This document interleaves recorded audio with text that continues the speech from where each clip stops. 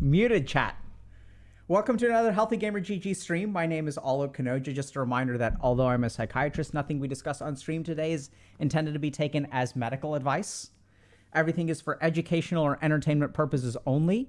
If y'all have a concern or question, please go see a licensed medical professional. Welcome, y'all. So today is super cool. We've got a viewer interview. So we're going to do an in-depth interview with someone who has difficulty being authentic. We will dive right into that in a second.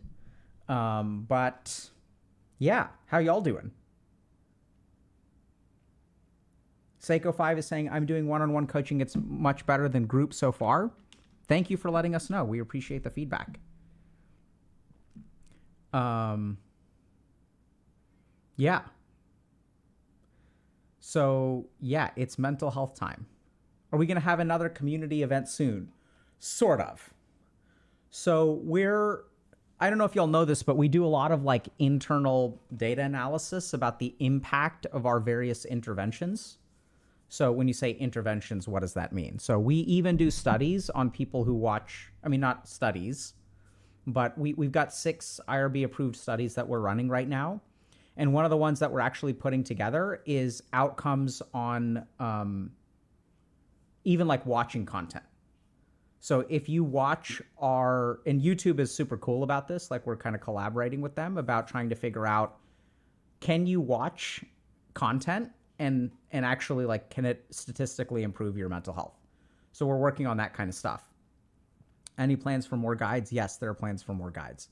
The challenge with more guides is that they just take a long time. So just to give you all a sense of the workload involved, basically each guide that we write is essentially scripted out to be the length of a nonfiction book. So our first 2 guides are close to that. So our first 2 guides were about 150,000 words of scripts, which is about 2 nonfiction books. And then our most recent guide was larger than any individual guide. It was about 100,000 words, something like that. And so the guides are super in depth. So if people are like we really cover like, not everything, but we cover a substantial amount of stuff. And the way that I sort of think about a guide is when someone comes into my office and I work with them individually, how do I understand what's going on with this person? And we try to walk y'all through that process as well. So in the case of like, why did we combine ADHD and motivation?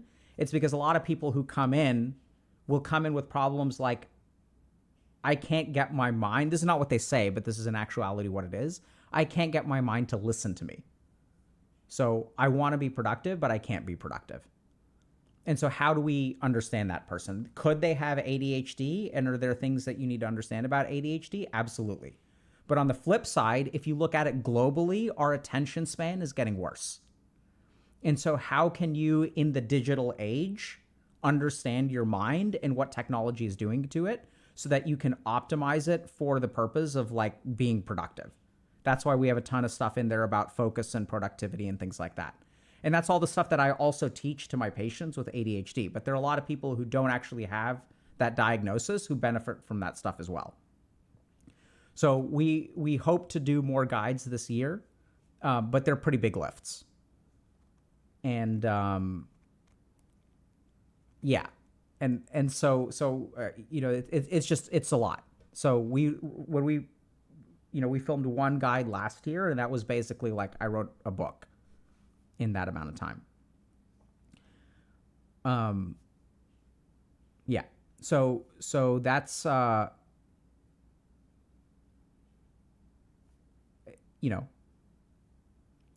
it was, but we definitely want to do it. So the other reason that we want to do it is we're seeing good outcomes. So in terms of like community events and guides, for example, like what actually helps people more.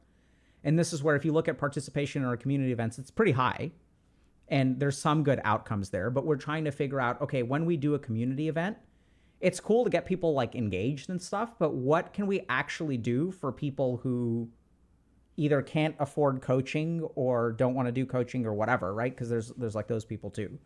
And about 99% of the stuff that we do is for free. And we recognize that a lot of people can't afford stuff, especially in this economy. But we really try to think about, you know, how can we help people? And I think we've got hopefully 2 guides that I would like to work on this year, but not for a while.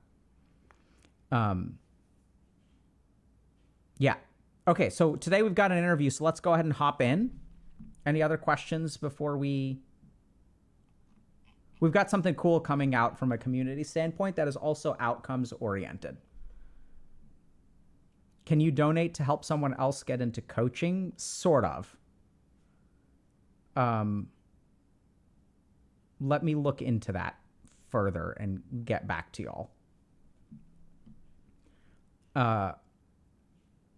So I don't know if y'all have noticed, but we just want to make sure that our donations are used in the right way. So like, I don't know if y'all noticed, but we haven't had like a donation bar or anything like that recently because we just want to be super, super appropriate about making sure that if someone wants to donate, that money goes to where that person wants to send it.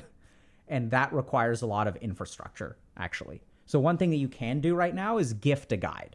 So that was a feature that a lot of people asked for, actually, which is cool, right? So it's not just that people want to buy the guides themselves. They're like, hey, how can I gift this to someone? Yeah, so we do have a subsidy fund. And the problem is that it tends to get eaten up quite a bit. So I want to say that we've done thousands of coaching sessions that have been subsidized. I may be wrong on the number, but we absolutely have a subsidy fund, and it just gets chewed through because a lot of people in our community can't afford stuff. Yeah. I mean, for what it's worth, if you guys, like, and the subsidy fund. So look, anytime we build stuff, it costs something. And anytime y'all give us money, it helps us build stuff. So in whatever form. So even if like you're on the fence about coaching or something like that and you want to donate, I'd say just like do coaching yourself or get a guide yourself. The money that we make from guides helps us make additional guides, right? And then we'll also do like some kinds of like structural upgrades. So people have been saying like, oh, the camera looks really nice. And it's like, yeah, like thank you for that, chat, because we owe you for that because people have been donating or tipping or whatever, subscribing, like whatever y'all do, even if it's a Twitch Prime sub, all of it helps. And the more that y'all give us, the more that we're going to turn around and build things for y'all. So we've got some cool stuff. It's not coming out anytime soon. I mean, some stuff will be somewhat soon. So hopefully we'll have something ready by May. But then there's a big project that I just started working on over the last couple of weeks, which I think is big, but will probably take like a year to get off the ground. And so I'm very grateful to everyone who's given us stuff, because this is the kind of thing that it would be impossible to do without a lot of support. So thank you very much, everybody. Okay, let's hop into our interview.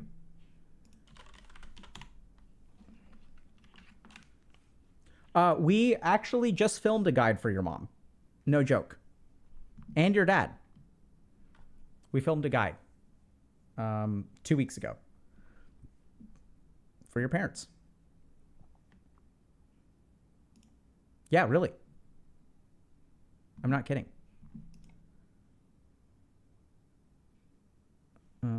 Okay, let me see. Oh. Hello. Let me unmute you. Thank you very much for coming today. And let me fix this so that you can see me too. There we go. Okay, now I have to try to figure out. You got to bear with me. I'm a little bit of a boomer. Oh, it's fine. It's fine. There we go. I can wait. Okay, perfect. Let's get started. What's up, man? What's up? It's good to see you, bro. Thank you. It's good to see you too. And what do you go by? Please call me Miguel. Okay. It's nice to meet you, Miguel. Thank you. Weird question. How may I call you? You can call me Alok or Dr. K. Whatever feels more comfortable to you.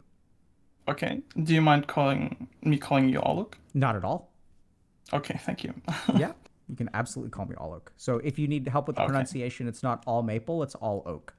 Yeah, I've heard that before. Okay, Alok. Yeah, Alok. So let's have a conversation between Miguel and Alok. Yes. What are we talking about today, Miguel? So, I know this question has to be asked, but I've still have been thinking a lot about it beforehand before we have this conversation, because I've kind of dreaded that question. What am I here for? Because what am I here for? Because I just did a Reddit post that a mod found interesting, and I was talking about some not being authentic and having a mask on all the time. Sure. So I guess that's why I'm here. But actually, for me, it's more about having, like you said, a genuine conversation, because I just think that I've been lacking some genuineness in my life for past few times. Yeah. Past few times means? Yeah, well, actually, no, that's just bad English from my side. The past few years, maybe. Okay. Well, let's just say that, yeah. So when you say, what are you here for, you mean, why are you here on stream, or why are you here on this earth? Why I'm here on stream, that's basically that. That's a great question. So let's start with that. Yeah, because I wasn't sure if my topic was that interesting, actually, because when I watch your streams or watch your videos, you always have so many amazing people and people I really find interesting to tell their stories, and I'm not really sure if I can live up to that, if I can offer something like that too. Yeah, so let me try to address that. So the first is why do we invite people to come on stream? We invite people to come on stream for them to share their experience, and oftentimes it revolves around some kind of challenge that they face. And we actually focus on things that are not like mental health diagnoses. So I think a big problem that we face in society today is that the things that we struggle with are not necessarily mental illness. You can have a mental struggle that is not an illness. So how do I be authentic is a good example. And we also try to pick people that are like insightful and are struggling with something that we think other people could benefit from hearing about. Okay. And so what we're here to do is just, honestly, it's to learn from you about what it's like to have difficulty being authentic. And we try to pick people who we think can teach us something. Okay. Okay, sure. Yeah, I just feel I don't feel that confident about, like me teaching anything and or like just telling about myself and that bringing value to others. That's like something. I can understand that Mhm. skepticism. So, what do you think it takes to teach someone about something? I think it takes skill and experience Sure. and um, also an interest to teach, of course, Sure. and the willingness for that. Okay. So, it takes interest, experience, and skill.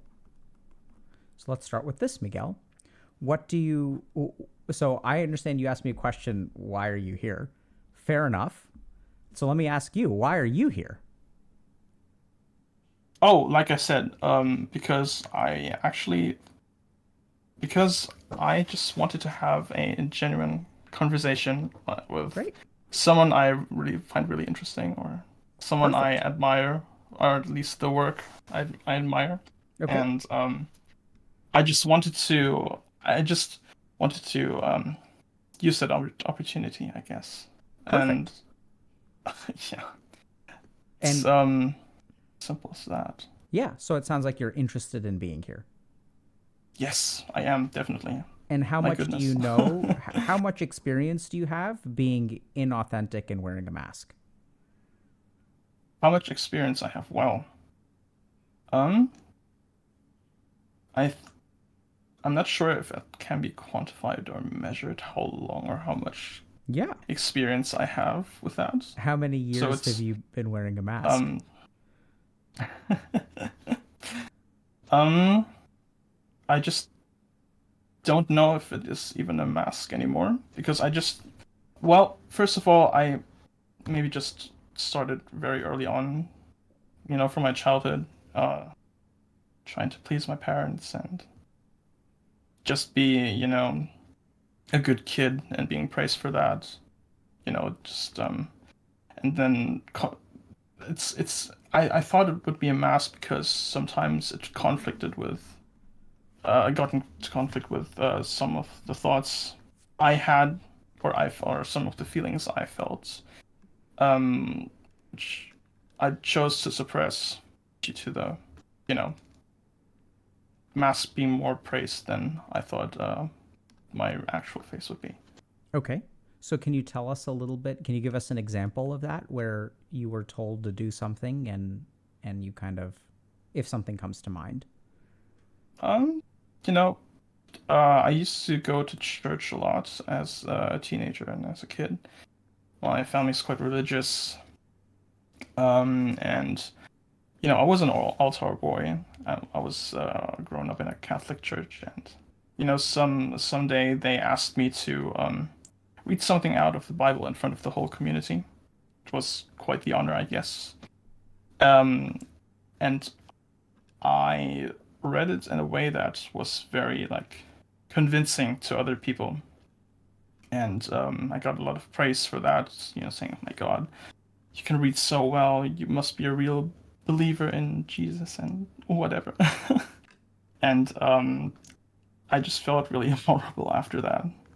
Like it's because that was a point where I knew it was not the praise I got was just not earned because I was not the person people thought I was at that time or saw me as like a devout believer because I had a lot of doubts about my Christian faith, and I also ended up dropping out, getting out of church, and become more atheistic, or at least not a non-believer.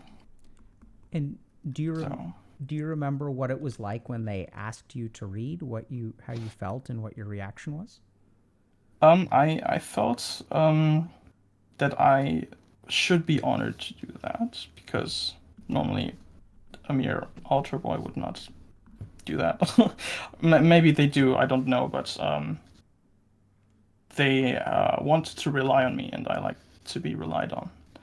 So I just wanted to, yeah.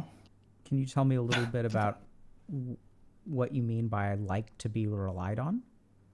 So being relied on is something that results, for at least for me, feeling of justifying my existence, basically. So when somebody relies on me,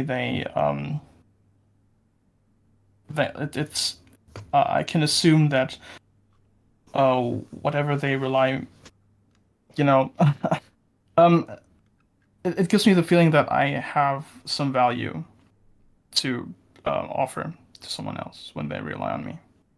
And do you have anything that kind of comes to mind? How did you learn that your value? Are there particular stories that come to mind about, here was a time where I felt really valuable because I stepped up and people could rely on me? Mm, yeah, sure. Um, yeah. When I was in the mental hospital, there was someone who actually like had an outburst. Like he was really raging and he was attacking someone else. And I was waiting for someone else to, from the staff to hold him down, but he was like a really big and heavy and strong dude. So, and most of the staff were like very small women and who are not that strong. So I decided to like hold him down without hurting him. And I wasn't sure about how to feel about that at the time, but I like got a lot of praise after that, I guess, and it felt quite good to be relied on in such a manner So, in such a weird situation. what feels good about it? um, that I am actually not useless, or that I am, you know,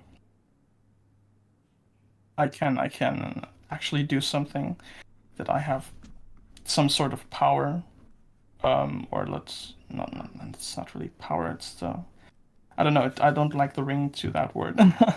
It's What more about what don't it's you more like about about what don't you um like about the ring to that word?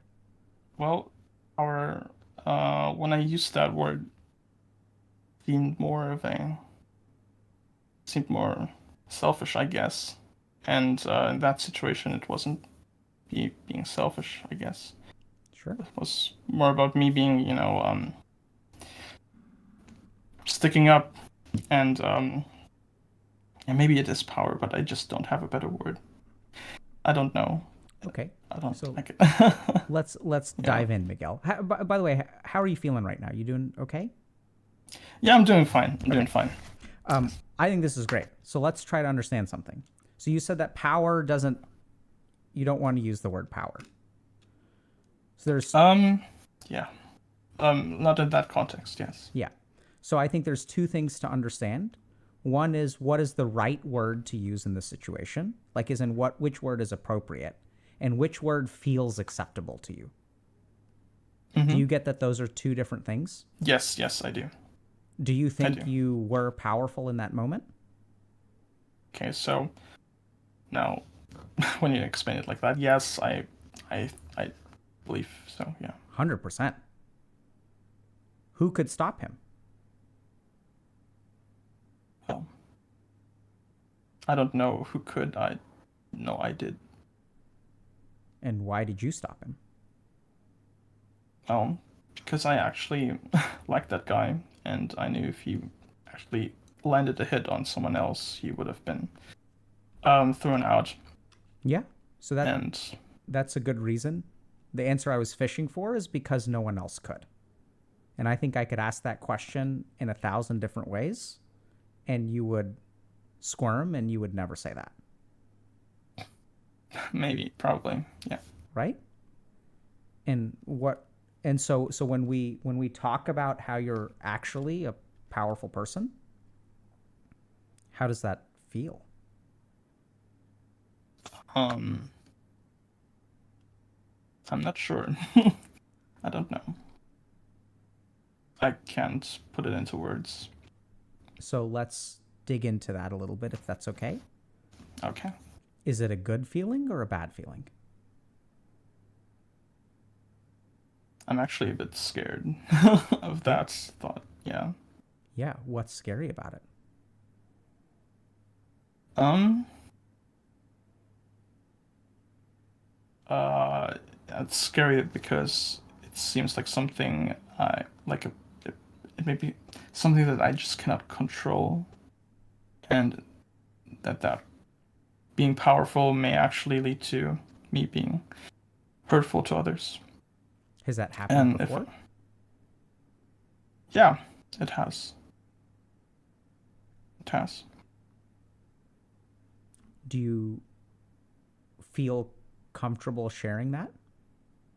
Mm, I mean, it's not a really big story or anything. I just know that I used to do a lot of martial arts back in the day, or at least when I was, when I was 6 years old. I really yeah, I started to do martial arts, and I really liked doing it.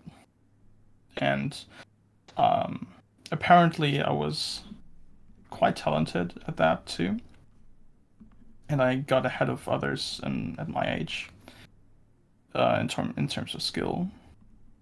And sometimes when we had like sparring or mock battles, um, they couldn't keep up with me, so I had to hold back more. I didn't want to hurt them, though I did sometimes. And even in school, when we had like just I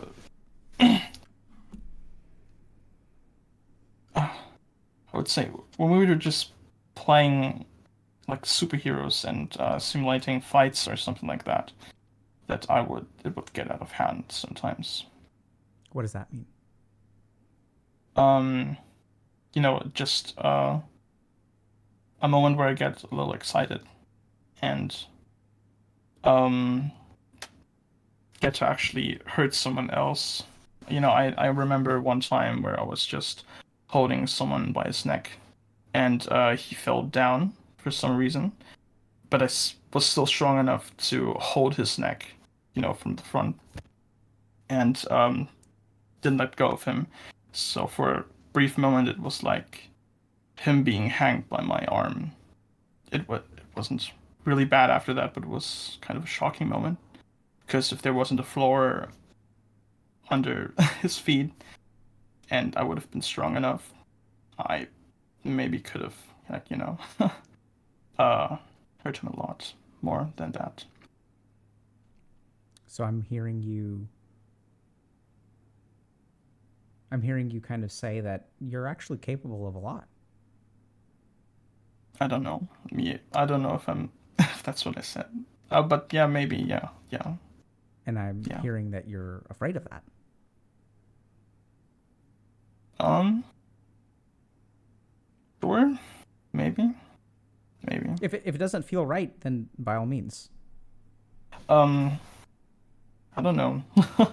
I mean, because the word a lot is kind of very vague. Of You're course, I right. can do more than um not doing anything, but So let me uh put it yeah. let me put it this way then. Maybe this will land a little bit better. There are times in your life where you've had to learn that if you don't hold back, it could be dangerous, Yeah. and you have to hold back a lot Uh yeah. At that time, at that I time. yeah. And what happens when you don't hold back? Like I said, people may get hurt. Okay. And when you do hold back, what happens? They don't. And so let's talk a little bit about how'd you become an altar boy? An altar boy. Um well, like I said, my family's quite was yeah, yeah, they're still quite devoted Christians, and I, grew up in a Catholic household, and you know, it's just natural for children who are going to church quite regularly to be offered this altar boy job, I guess. It's How just many? as our service. What did you say? Sure. Oh, I was just sorry. curious. How many boys do you think went to your church? Mm, maybe 10, 15, And how many of them something. became altar boys? Uh, 10? Okay, so Or everyone, less. it was like Yeah. normal for everyone to become an altar boy? It wasn't, well, let's say half of it or 5 people, maybe. Yeah. Okay. Not Okay. not that many, but it was quite regular. Okay. So it was like pretty Um, standard yeah, it for was people quite to standard. become altar boys. And why did you say yes? Because that's what you do. Okay. I don't know, and I guess it was also kind of fun to hang out with a community of that time like-minded people, Mm-hmm. and it actually gets boring if you just sit back and just listen to some prayers or Sure. um, yeah, maybe doing something while being at church would be better. And so can you share with us? So it sounds like you wear a mask a fair amount, a lot, all the time. You're not even Yeah, sure anymore. I'm not even sure anyway. It feels like a lot, yeah, a lot of times, yeah. Can you tell us about that? So, wearing a mask, mm, well, I'm not sure if I can because oh, I said wearing a mask is like a metaphor to me just being not genuine in front of other people and just adapting myself to their needs and yeah, it's I'm not even sure if it's because it seems so radical to me because everybody has acts differently, I guess, in certain social situations. I mean, you act differently towards friends, and you act differently towards coworkers or clients at work or something. So, I guess putting a mask on is quite normal in Yeah. that sense. Um, but I felt like when you asked that question, it's really something like bad wearing a mask. Or actually, no, it's something I insinuated myself. Something I noticed myself actually when wearing a mask. Um, it feels very draining, and I'm not even sure. Yeah, no, I'm just rambling right now. I don't know where my thoughts have gone. Yeah. So I think you're sharing a lot. What I'm getting is that it's not clear in your own mind, which is totally fine. So let's understand this. What's draining about how you behave on a day to day basis? um, well, I have to. Yeah, so I really am not. I need to think a little bit about this because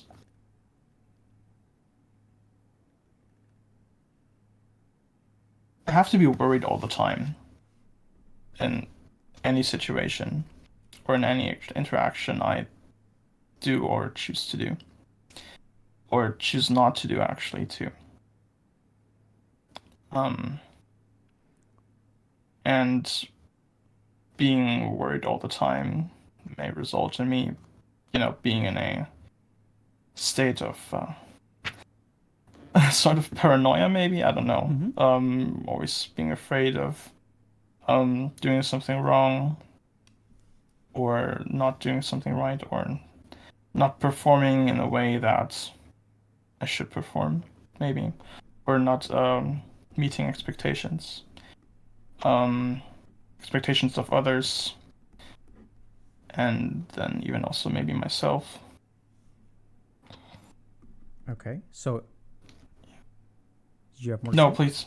No, no, no, I don't. Not So, right now, at so you least. said you have to be worried all the time. What are you worried about? Or did you kind of cover that, like expectations of other people? Yeah, I kind of covered that. Okay, great. Expectations. And Yeah. then, why do you have to be worried? What happens if you're not worried all the time? I may do mistakes that I cannot reflect on to do it better the next time, maybe. So if I'm not worried about that, if I don't consciously think about it, it may be that I do mistakes without knowing to do them, or without knowing that I do them, and I might not improve if I Okay. don't reflect on it. Okay. So it sounds like you're afraid that you could make a mistake and not even realize it. Yeah. And what would be the consequence of a mistake that you make? What are you worried about? Um. Well, not getting the praise I want, maybe. Um. Yeah, I'll just leave it at that. So that's kind of interesting. Because what I'm hearing you kind of say is that the mistake doesn't actually harm someone else.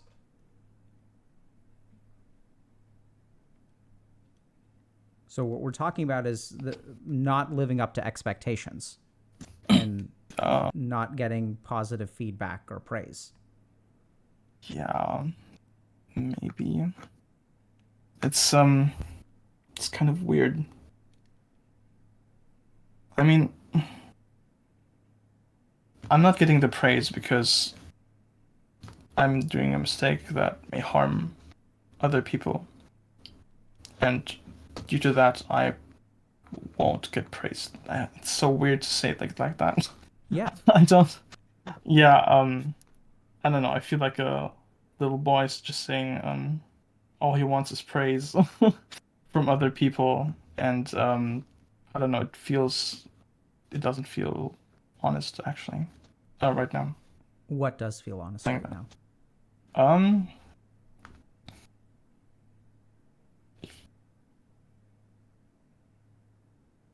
I think that it may have started like that, wanting praise from others, but I think it has more assimilated into myself, expecting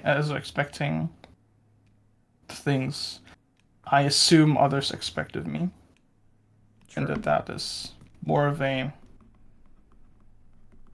um, yeah. So I can't finish the thought. that's okay. We're doing great. We're gonna pause for a second and tie it all together. And by the way, the reason that we had you come on today, or that we were glad you accepted our invitation, is because I think there are millions of people out there who live lives very similar to yours, and that things are Okay. tangled up on the inside and they don't actually know how to piece them together. Mm-hmm. And so we're not. And I think a lot of what you're sharing with us, I think, is actually like really, really like helpful and even fantastic in terms of elucidating the problem. So let me Okay. just ask you this. So I'm noticing something, and I'm not sure if I'm right here. I'm going to give you two options. One is sometimes I'll make a statement, or I'll draw a conclusion, or even I'll repeat back your own words, and you'll sort of like that doesn't land properly. Now, there are two Mm-hmm. reasons it could not land properly. One is that it's not actually accurate, which is probably true to some degree, has to be. The second is that your mind does not like the implication of the judgment. So Mm-hmm. I'll give you two examples. One is when we were talking about power, I think this Yeah. is a case where it was actually right that you are like literally you're powerful in that moment. Like you're able to do something physically that helps the people around you that other people can't do. That is an exertion of power. It's an exertion of power for a good reason, Mm-hmm. right? And so, but something about that term like bothered you. The second Mm-hmm. place is you say, it makes me sound like a child who's seeking praise. Now, is that a Okay. situation where that's not actually what's going on, or there's a part of you that rejects wanting to be that, even if it's true? Yeah, I guess no, that's yeah, no. It's probably just me not wanting to be that. Okay. So do you want the praise of others? Well, yeah. Um, yeah, I think I but can help it's you with this confusion. So mm-hmm. I'm getting you're still confused. So now I'm going to ask you a weird question. What Please. happens when you get praised by others? Um, feel maybe validation. I Mm-hmm. feel good about myself. Do you feel other things? Actually, nowadays when I get praised, I feel very conflicted because it's more because when other people praise me and I do not agree with their praise, I am very much I don't want to believe them. Yep. So let me ask you, Miguel. Let's like step out of your shoes for a second. What do you think it's like to? And I'm going to generalize here, okay? But like, imagine there's someone who kind of goes through life like wanting other people's praise, and then when they get it, it sort of makes them feel good, but it also makes them feel bad. What do you think that person's experience of life is like? I I wouldn't dare assume. I Okay. don't know. It sounds really confusing to me that Hmm. like you're chasing after something, and even when you get it, like you kind of don't feel good. Yeah, Sounds like very bewildering. kind of. Is that what your Like, life is like? sure. Yeah. No, yeah. The best example is, me having the opportunity to talk to you, Uh huh. actually, and me feeling weird about it, even Sure. though it actually made me quite happy, Yep. I guess. And what are you worried about today? Um, What kind of expectation do you have to live up to, Miguel? the other interesting people Mm hmm. that came up before here, First before me. fucking words out of your Yeah. mouth, bro. Yeah. Yeah. Right? I don't know why y'all picked me. You have interesting people all the time, but I'm not interesting. Yeah. I agree. How are you feeling right now? I'm feeling good still. Okay. Um, I like it when chaotic thoughts in my mind get in uh more in formation, I guess. Mm-hmm. More in order. So if I tell you, Miguel, I think you're doing a great job, how does your Thank you. mind respond? Um, thank you. Just a simple thank you. Just simple gratefulness Is there for conflict now. or confusion? Right now, no. Weird, huh? Yeah, How do you understand yeah. that? That it might have been a genuine feeling, genuine thought that I do not disagree with. Yeah. So here's something. Can I think for a second? Please, please do.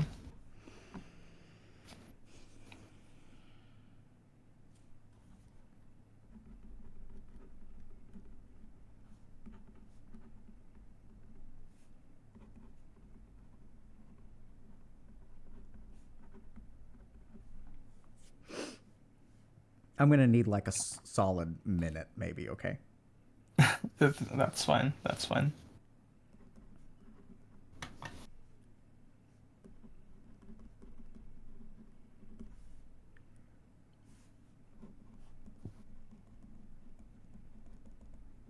Okay. So this sounds kind of weird. Okay. I'm probably gonna need a minute to put this together because you've given us so much. So Okay.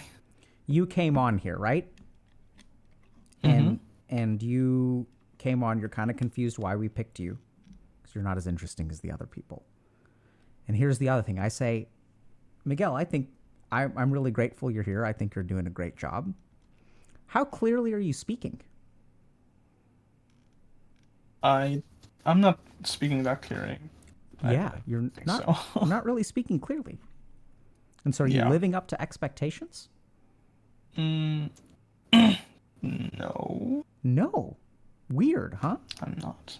No. And so let's understand this formula. So when you live up to expectations and other people praise you, how do you feel?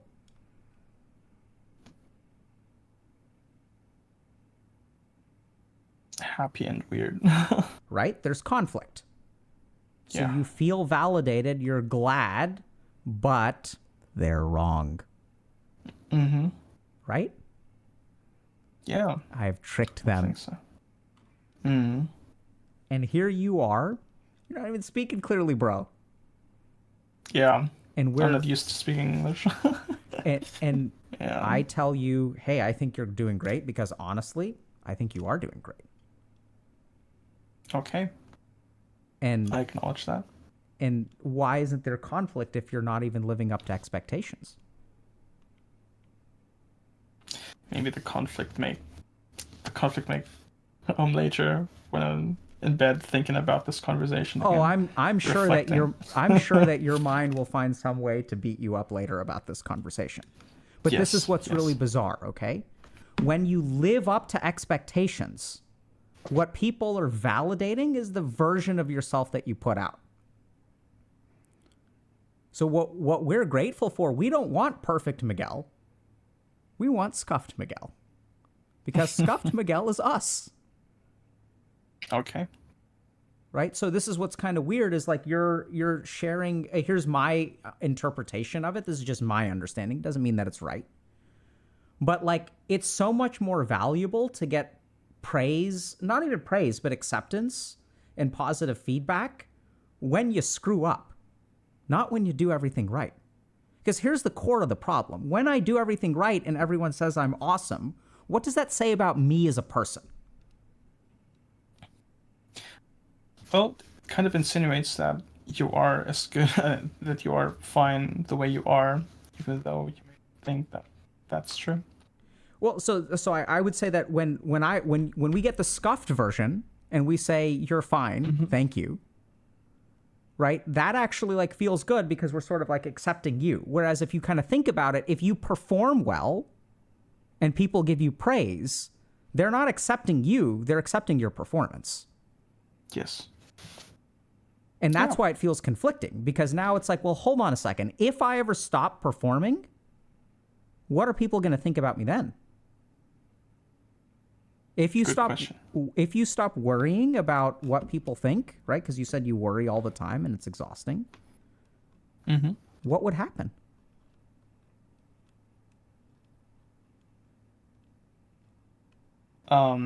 If they were to give me praise anyway, it may not have been on basis of me performing well, but just me being me. And has that ever happened? Maybe. I guess maybe. I don't know. Okay, so that's kind of an interesting answer, right? So I've asked you, and I was surprised actually. So I've asked you to give us examples, and you've come up with stuff from like when you were 6. And that's kind of like an Okay. on-the-spot question, right? It's a hard question to answer. If you like, give me an example of something in your life, and you're like, so I've asked you for examples 3 or 4 times, but if I ask you, hey, has anyone ever like accepted you despite you doing a bad job? You're like, maybe. I don't know. Yeah. It's got to have happened at some point. Mm-hmm. That's the answer that I hear, which I agree with you, but I think it's telling that your answer is maybe, because I think if I ask you, Have you received praise for doing a good job and living up to expectations? What's your answer? I did. Yeah. 100%. Right? So now the question becomes, when did you learn, and this is hard, okay? Do you know when you learned that you had to live up to expectations to get praise? Was there a time in your life when you like tried to be you and people were like, stop that?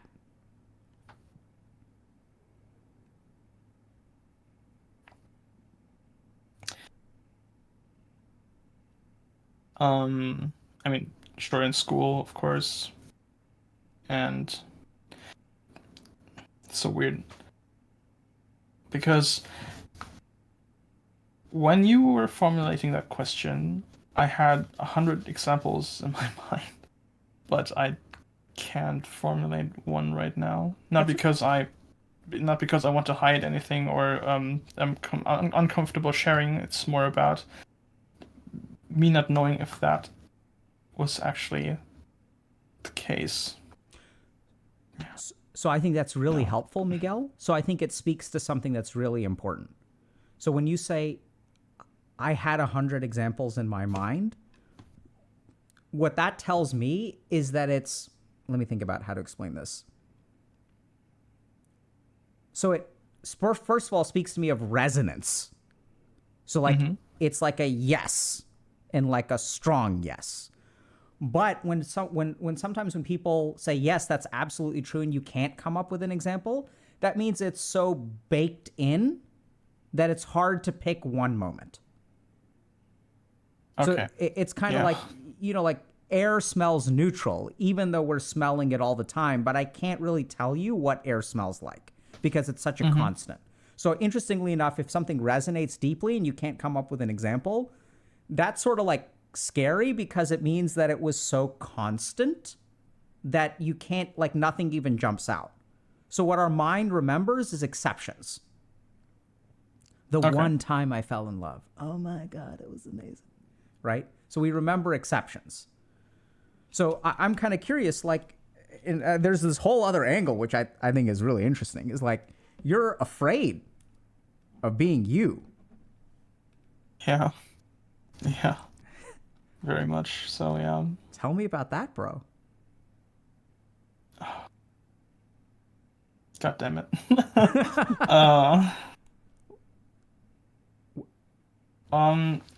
Okay, so you see, I have been when I was a teenager, I got diagnosed with a mental illness. It's fine now. I got through to therapy. I'm healthy again, so Good for you. it's yeah. It had to do with, me being away from reality, I guess. It was psychosis.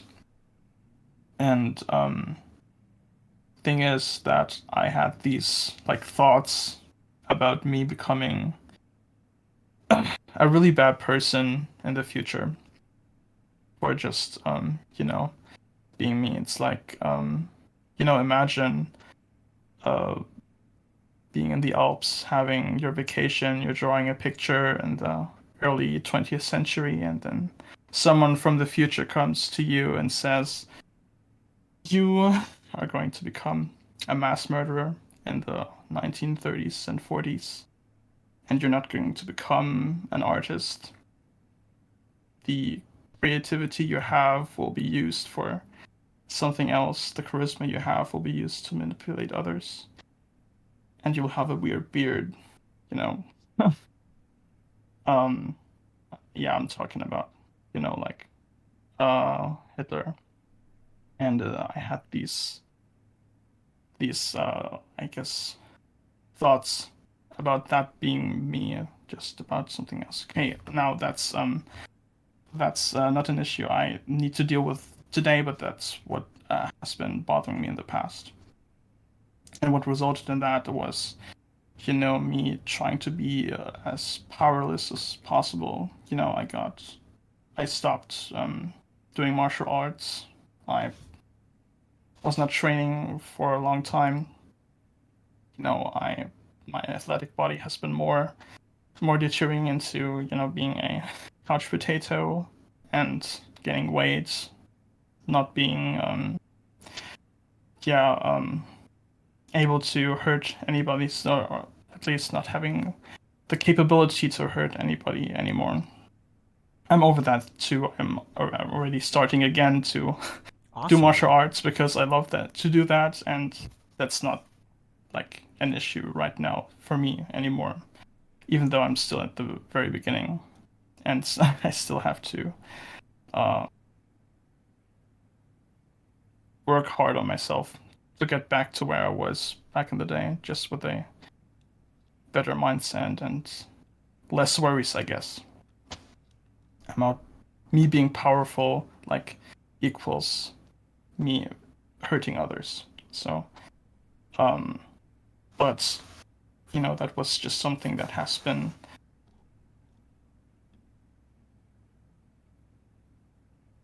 it was a part of me for a very significant part of my life, I guess. And although the illness has faded pretty much, the after effects of that have still remained. And I, yeah, for the normal stuff that is not covered in therapy, basically, just the normal day-to-day stuff, I'm not sure if I have recovered on that just yet. What's an example of the normal day-to-day stuff that isn't covered in therapy? Um, well,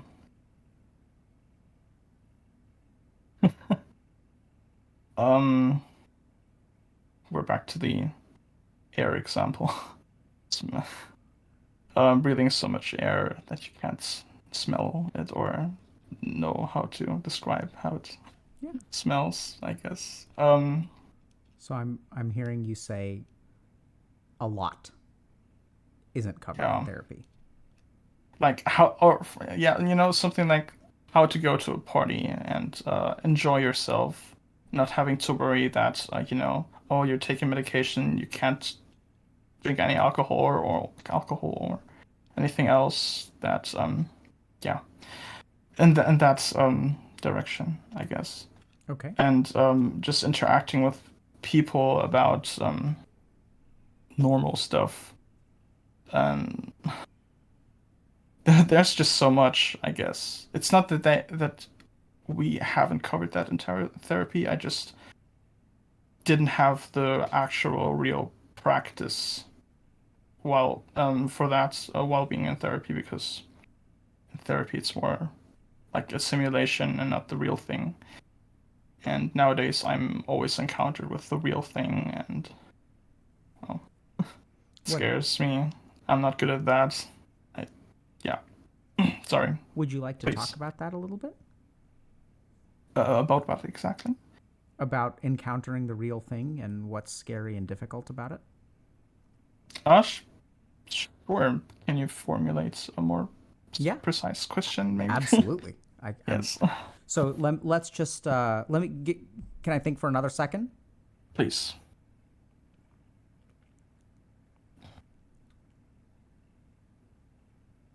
Okay, so one other question that I kind of have is that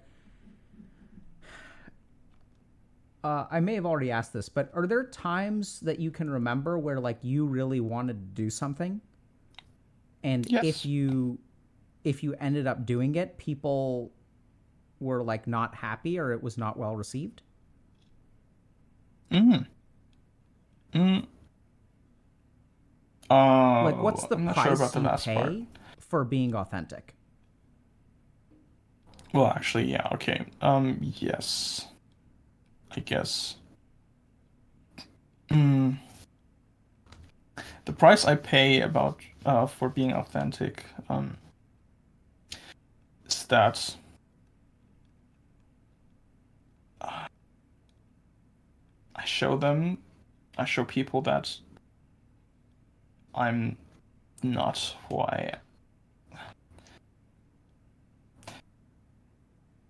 I'm not who they think they are. I am. I'm sorry. Mm-hmm. Um, and they may think of it as weird of me, and reject me as a consequence. And has that happened? Yeah, sure, it has. And are there particular rejections that have been painful that kind of jump to the top of your mind?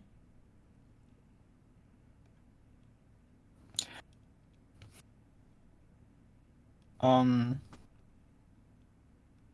yeah, it was one time where I told my parents that I felt sick, and them not being really educated in mental health stuff. Just me expressing my feelings and saying that I feel quite ill and sick and hurt, and them just saying, it's just need to be more happy, just need to have more faith in God. Um, you know, something like that. It just results in me not trusting them anymore for mental health related things, I guess. And the result, so the result is for me that I may end up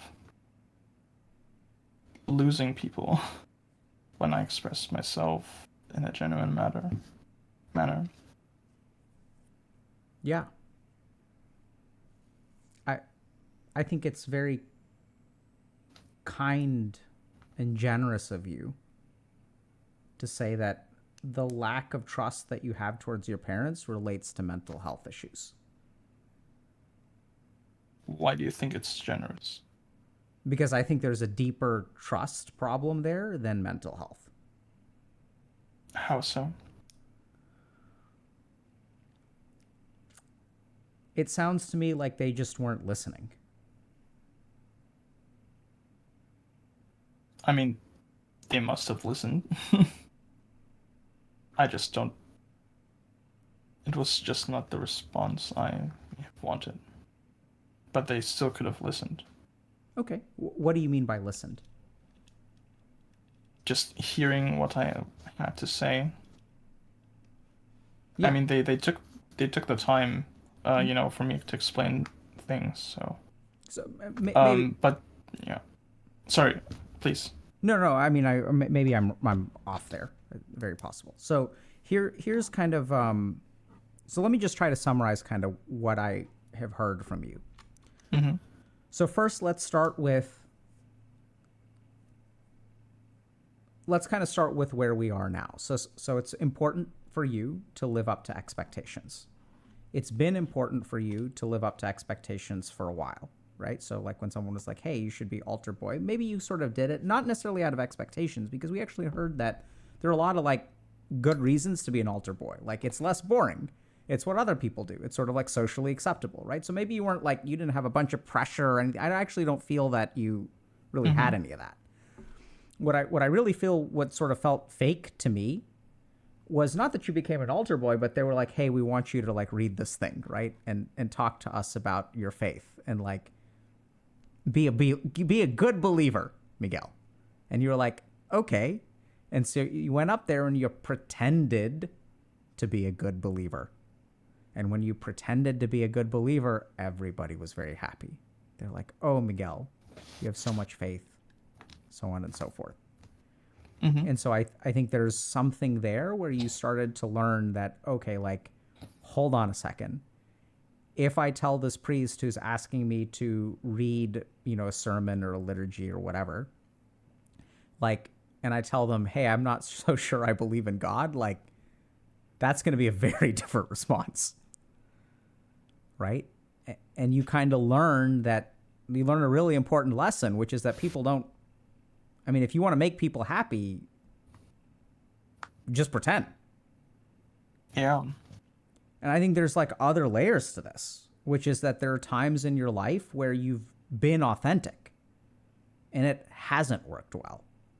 And in some cases, that means confiding to your parents about some of the struggles that you had, and they like They were listening and trying to understand as best as they could, but they were saying have more faith in God and whatnot. But then the other thing is that I'm hearing is that you've given it your all. You've been fully authentic when you were like 6, and you busted some asses in martial arts class, and that did not go well.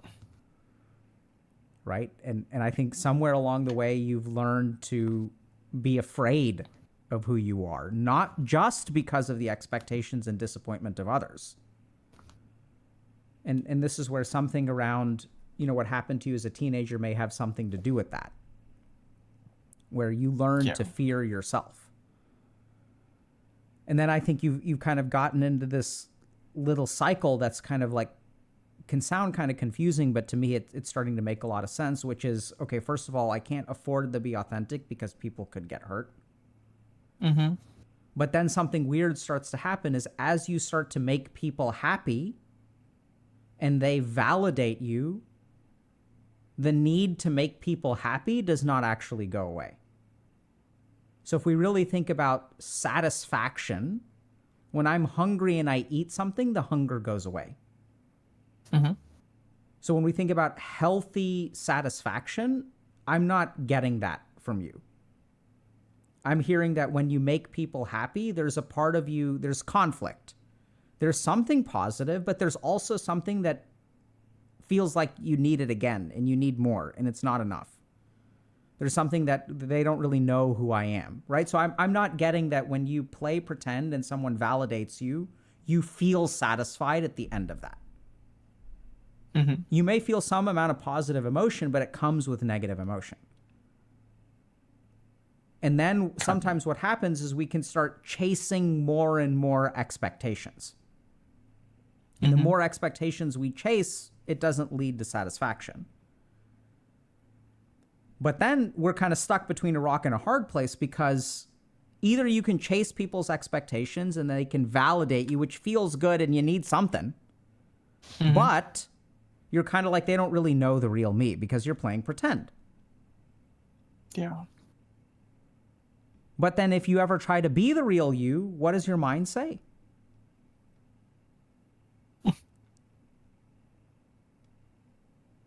When I'm the real me, I can't live up to the expectations set upon myself. Right? And also the real you is dangerous. And Dangerous. So huh? Dangerous, yeah. Right? Because when I said it sounds like you're powerful, Miguel. What was your emotional reaction to that? Oh, there it was again. I don't feel powerful anymore. So, actually, after therapy, during therapy, I realized that me being powerful isn't really the issue. It's more about if I can control myself, control the power I have. So, Right. I try to become more powerful again, like powerful, physically, but also intellectually, and try to stand up for myself in a more genuine way. But it's just that I sometimes don't know what it really means to be standing up for my genuine self. So I hear that it's a work in progress.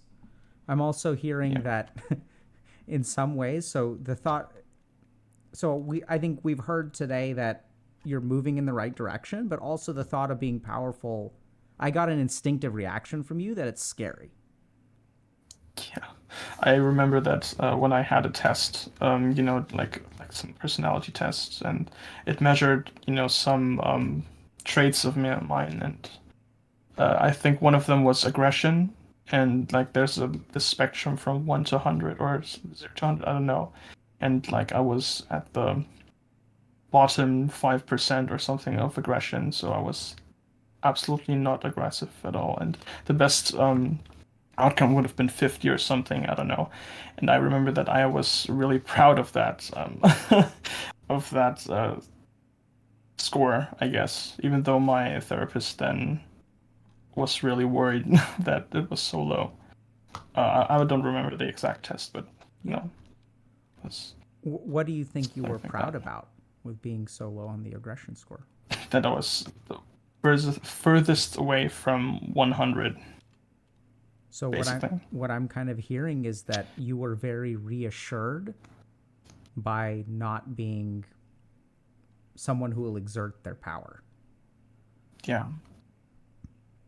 And I'm sort of hearing that you're kind of working on reclaiming your power. Sure. Yeah. I am. And so I'll sort of. What are you taking away from this conversation so far, Miguel? I mean, it's a lot of to take in right now, a lot of to digest, and probably have to think about it later on. Yeah, sure. I think that's. But for now, I think I don't really know. I can't formulate it right now. I That's don't totally know. fine. I think Yeah. it's. I was just kind of curious where you are. Not that I need some kind of summary, and I can't formulate it either. By the way. Okay. But I think so. Here's kind of my attempt. So I think that we've got like this core problem that people with a mask have, Okay. and that is that as you wear the mask, it's not satisfying, but it is like kind of validating. But every time someone reinforces the mask, like they're not really reinforcing who you are. So even when you kind of screw up, quote unquote, you're not really screwing up, but you're not being perfectly formulated answers here on stream, and I say thank you for that. That doesn't come with the conflict. Right? And so the tricky thing there is I think you're being authentic with us and we are accepting you. Yeah, I'm trying very hard right now. Yeah, and to be authentic. Yeah. I think we see that, right? And that's what's cool about it. Like, I don't think that anyone watching this thinks you're fake. Like, the more put together you are, the faker you're going to be. And so that's the tricky thing is that you think, okay, what do I expect? I want to be well put together. I want to have clear answers. I want to remember everything. I want to understand everything. Right. And so but we accept you for who you are, however you got to where you are. And I see someone who's well along the journey of like putting their lives together. I think there are some things that linger. One is that I think you've internalized the expectations of others, and that also confuses you about who you are. Yeah. So that's that was well formulated. I think I agree a lot with that. Yeah, I mean, you're the one who said that, by the way. Oh, okay. I know it's kind of confusing, right? Yeah, I didn't use the word internalized, so I think it was more from you. I like that word. Yeah, so I mean that's what it is. Team game, okay? Much like is that Andor you have in the back? Andor, yeah. Yeah, team game, right? Yeah. Yeah. So just like Andor, it's a team game. And so that's what happened is like, so somewhere along the way, I think you started to realize if you be your authentic self, it hurts people. Sometimes, so that's one thing that you learned. A second thing that you learned, maybe that's like martial arts class. A second thing that you learned is if you try to be authentic with people, you can be rejected. So now we've learned two reasons why it's scary to be authentic. Now, the third thing, which we've sniffed out a little bit, but haven't really talked about, is your authentic self a good person or a bad person? That's a lot. I don't know. That would be a lot to assume. I wouldn't dare to categorize my authentic self as good or bad. I think it would be quite difficult to do that. Is the answer neither, I don't know, or both? Both. Yeah. Okay. So I think that makes a lot of sense too. So there's not only that my authentic self can hurt people, there's not only my authentic self can reject people, but I don't entirely like my authentic self. So why would I be it to begin with? With me? Yeah, I am. So then what happens is we put on a mask. And now the mask is really interesting Because once we put on a mask, we get a lot of positivity, we get a lot of validation, we get feedback from the external world about this person that we're becoming. And then we Mm-hmm. lean into the mask. Why? Because, by the way, our authentic self is rejected, is dangerous, and we don't even like it. So why would I strive to be this thing when I can be this other thing that everyone likes? Altar boy who convinces people to love Jesus. That's what we want to be. Right? Yeah. And so then the more that this goes on, the more confusing it becomes about who we are. We spend Yes. so much time like being this other person that we sort of lose sight of. And by the way, that loss of sight is like somewhat intentional, because if this person is messed up to begin with and hurts people and people don't accept them anyway, why would I want to figure this person out? The answer is simple. Just don't be that person. Be this other person. That's what Yeah. everyone loves. We know who that person is. We know what an altar boy is. We know what someone who loves Jesus is. But there's a problem, which is that when we're that person, it's never satisfying. You get that validation, which is sort of like, a very surface level appreciation. But when you don't feel good in who you are, you become more dependent on the validation. The more you distrust your authentic self, you need the validation from outside because you're not getting it from in here. And so you become more dependent on it and you reinforce the mask, but it never becomes satisfied because they're never seeing the real you. So you never develop confidence in who you are. And this is how you get stuck. And we can see, by the way, the manifestations. If you want to know what do you really think about yourself, you need to look at the way that your mind reacts to statements about you. Mm-hmm. And I see a lot of self-judgment in a lot of what you say. Sure, yeah. Mm-hmm. Right? So how do you judge yourself? Do you have a sense? It's a hard question to ask. Mostly critically. Mostly not in my favor. Yeah. Very harshly. And where is that judgment coming from? Is it coming from other people? Were you taught this, or is it coming from you? Maybe it started with other people, but as you've said, I may have internalized these expectations to my own self now. That is the Which right is answer.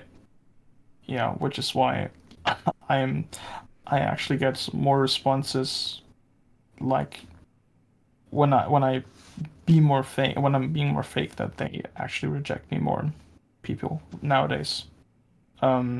Because I have been trying to be less fake after therapy, but I'm not really used to being authentic, which is why I'm not comfortable with it.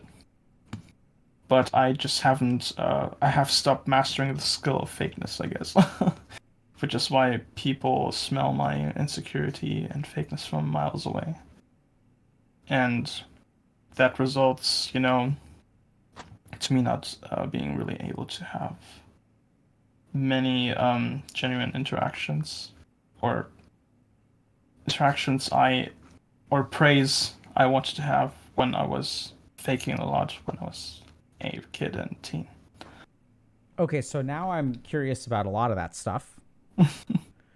So first question is, you said they're able to smell your insecurity from a mile away because you're being less fake. Well, okay, I'm just assuming it. But I just observe how people react to me when they approach me in a genuine way and I do not respond in a genuine way. And when you don't And respond in a genuine way, they reject you? Yes, because while I'm still kind of fake, I try not to lie that much anymore. So can you give us And yeah, sorry, go ahead. yeah, I can give you an example. So, for example, at my job, my coworkers have been very welcoming to me, but I was just really scared of, working at that place, just working in general, because I've been a student before that, only went to college and haven't really started actual work since then. So I actually just put expectations on myself, having to always perform very well and not being worthy of interacting with other coworkers if I don't do my job well or if I don't prove myself beforehand. And in the first month, I actually felt like people were welcoming me and they were approaching me like in a friendly and genuine way, but I rejected them in a way that because I thought of myself, okay, I'm not ready to talk to you yet because I haven't proven myself yet. So like I'm not good enough yet for you, so please wait until I am, then we can something And like that. that in your mind is a step towards authenticity? No. No, it isn't. Um, because I I get crushed by my own expectations, which are kind of fake too. And now when I had the an actual opportunity to just be more genuine and to have also the response I want, the praise I want, I'll just keep using the word praise. um, I did not use it because I was standing in my own way, getting in my own way. Yeah. Um, or at least my expectations did. Then, so I've been experiencing more and more negative responses of me being not genuine. I guess, yeah. Yeah. For now, yeah, I, I, I I think that's a whole complicated thing. So people approach you authentically and you reject them because you don't think you're good enough yet. yeah, And in a weird way, that sort of like could be authentic, right? Because that's how you really feel about yourself. And you're not like pretending to like yourself in that moment. yeah, yeah. Maybe, sure. But I think the real challenge that I hear there is that your mind is twisting and turning to make things your fault. Yeah, Which what I'm not hearing is, hey, this was, oh, well, I heard it a little bit at the beginning. Hey, like when people first go into a job, they don't, it takes some time to learn how to interact with people. yeah, But I'm not hearing, I heard that at the very beginning, but once we get into the self blame, it's sort of like you were expecting perfection from yourself. yeah. Kind of, yeah, Right? So it's weird, but the self blame is sort of accurate, but is also, I don't know if this makes sense, a part of the larger complex of expecting perfection from yourself in the first place. yeah, yeah. I can't really add anything to that. It seems so entangled and chaotic. I'm It not sure, but it it's seems yeah, right. it's a mess. But I think what's pretty cool about that is I think you're actually making progress with that here, which is that so here we want you to be imperfect. And we love you for being imperfect. Love is a strong word, Agreed. very strong word. Did that word bother you? Yes, it did. I don't really like people saying that so casually. I apologize. No, no, it didn't offend me. Like I know what you mean by that, but it's just it just makes me feel how should I say it? I don't uh like how can you assume that um I can't formulate anything anymore? Yeah. It's like I think it's just another word I react to quite negatively, like power and praise or something like that. We had Yes. So conversations. what does Oh, not power, conversation, but praise, and love, what do they have in common? they bother me, the words, Yeah. these But words. what do they have in common? Um, What do they relate to? That. Wait, I'm kind of lost here. Okay, sorry. So Sorry. I'm noticing that. Thank you for sharing that. So I'm noticing that you really have problems with words that indicate your value, like some kind of Okay, like intrinsic value, not something that is performance based, but just an assessment of like who you are. And maybe I should be more careful. I actually thought about the word before I used it, and it felt right. Okay. And because I have a very strong appreciation. Maybe that's easier for you to handle. But I genuinely do feel a lot of love when I stream. Like that's like the Okay. best word, and I think that sometimes is confusing for people, and like we shouldn't feel love because we're streaming on the internet, and I've just met you for the first time. But the more that I actually pay attention to myself, and the more that I actually pay attention, and I encourage you to do the same, I think we have a lot more love within us than we allow ourselves to really feel, and we always water it down into other stuff. Yeah, I think I just hold love in a very high regard, and something that is actually special to Yeah. say to someone, or um, it's just a very strong expression, Yeah, which and should be earned actually. I sure, think I so. completely agree. So And yeah, so, do you think that you haven't earned it? yeah. Do you think that I think I haven't now. yeah, so it's an expression of very high regard. I completely agree. What regard do you deserve? I mean, appreciation was. I think that's. I'm okay with that. Okay. Yeah. So Maybe, for now. baby Yeah. steps, right? And I think you use some very good language there. Appreciation, I'm okay with that. So this is the other really tricky thing that you got to be careful about is there's a big difference between what you're okay with and what you allow us to give you, Okay. right? So I know that sounds kind of weird, but like at work, people were trying, they wanted to give you a lot of authentic welcome, but you weren't okay with it. That says nothing, and you may not think you deserve it, but like they get to decide, right? They get to Well, decide what they think what you're worthy of. well, they get to decide to offer that kind of welcome, and I get to decide if I accept it, I guess. 100%. But this is where like it's not they're not right and you're not right? This is where we have to reach some happy medium. And I recognize I use a word that may have been strong. It's just authentic with my experience, but I get that it puts people in a weird situation. I'll be more careful in the future.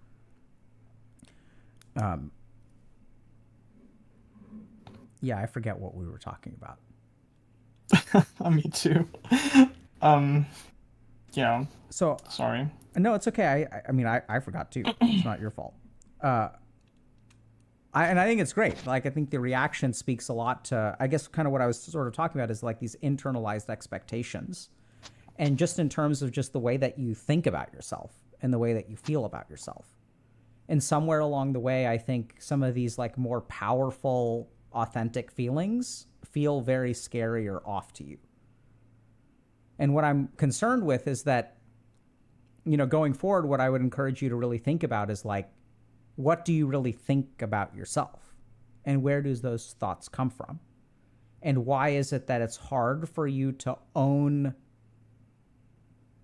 Actually, because I think you're making a lot of good progress. I think if I asked you the question, are you lovable? I think there's a decent chance you'd say yes. No? No. Why not?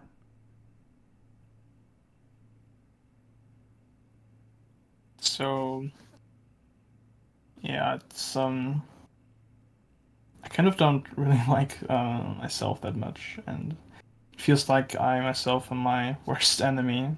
And when someone allies with that enemy, in expressing they love that, I feel like they are hostile to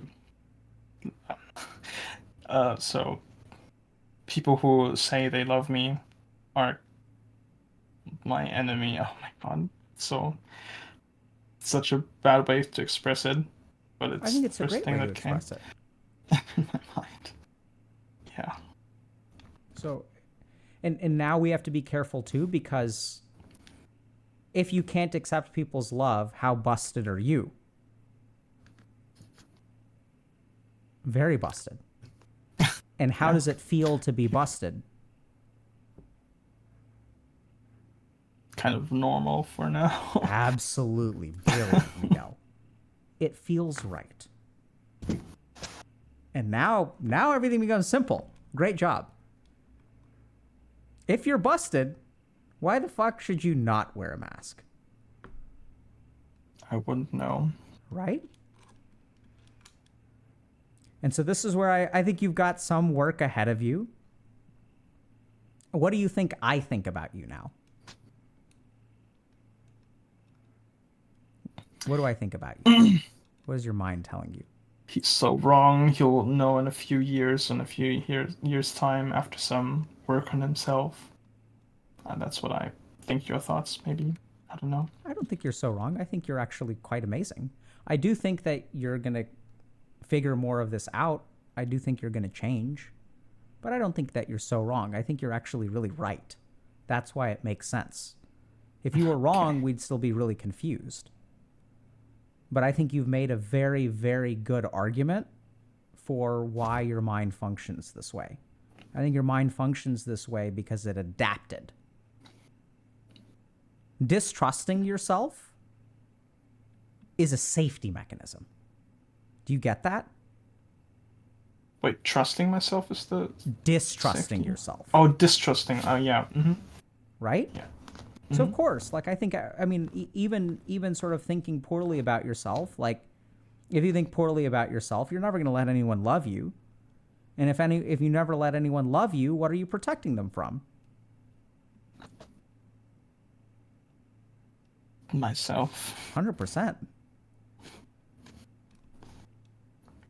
Yeah. I think the really confusing thing in this, you're allowed to reject right now if you want to. And then you can go back later. And so here's the tricky thing. If you reject this now, you can go back later and even beat yourself up for rejecting it. And you can reject yourself again. And you can prove to yourself time and time again, oh, look, Miguel screwed up again. Miguel screwed up again. Miguel screwed up again. You see how you can do that? I can't stop that from you. And then you can even look at that and you can see, see how busted Miguel is. Because he always blames himself. You see what I mean? This goes on until infinity. Yeah. So I think you're a good dude. I think you're deserving of love. I think you're lovable. You may say, now your mind will say all kinds of other things, like how can Dr. K know that? I mean, I think we see an authentic version of you. I'm not saying you're perfect. I'm really happy and optimistic, actually, because you've started martial arts again. Yeah, it's so hard. I'm Yeah. so bad at it right now. Yeah. And that's what actually gives me a lot of hope for you. Is that you've been through therapy, you've somewhat healed. I think there's some scars left over. You're like putting your life together, you've got a job, but I mean, like, how many things can you expect to fix at one time? You expect to be socially perfect with your first job while you're trying to work on your confidence and doing martial arts again? Yeah, I expect to be perfect Yeah. the next second. And so we're okay with you not being perfect this second or the next second or whatever. I don't expect you to be any better than you are today. In fact, I think you're actually an outlier of success and positivity. We're talking about teenage onset psychosis. Prognosis is bad, bro.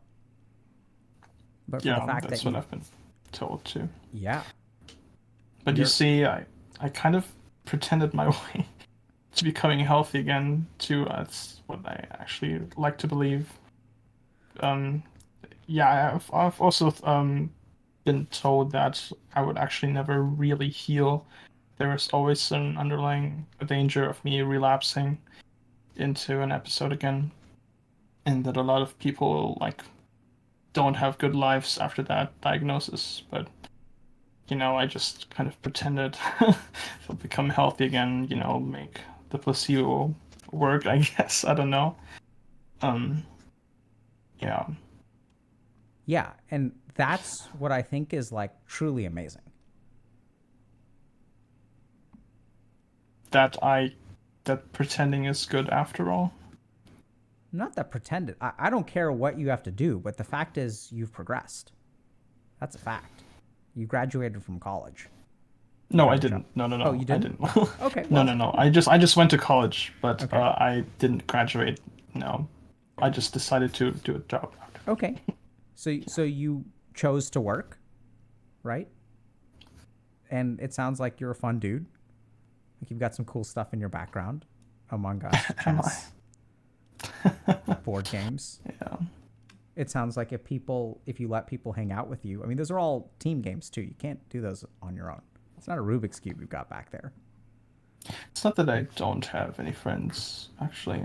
It's just that I noticed that me being authentic makes me unable to keep them for quite a long time. Mm-hmm. So I actually have some few friends I'm going to play D&D with this weekend.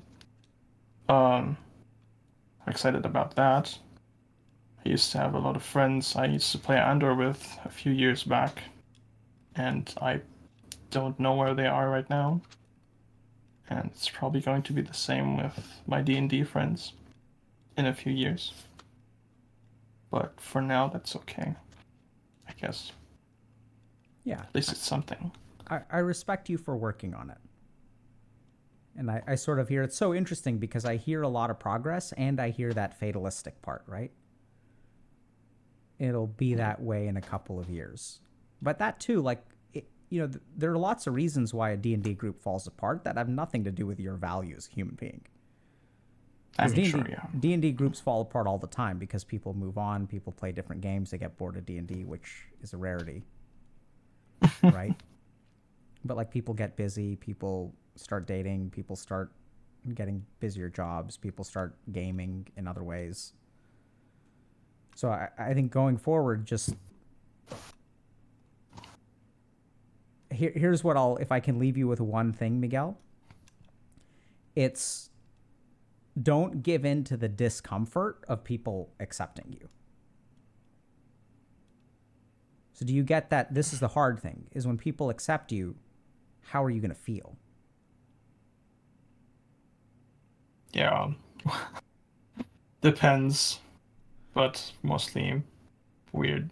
Right? So just recognize that feeling as it arises. Like be prepared for it.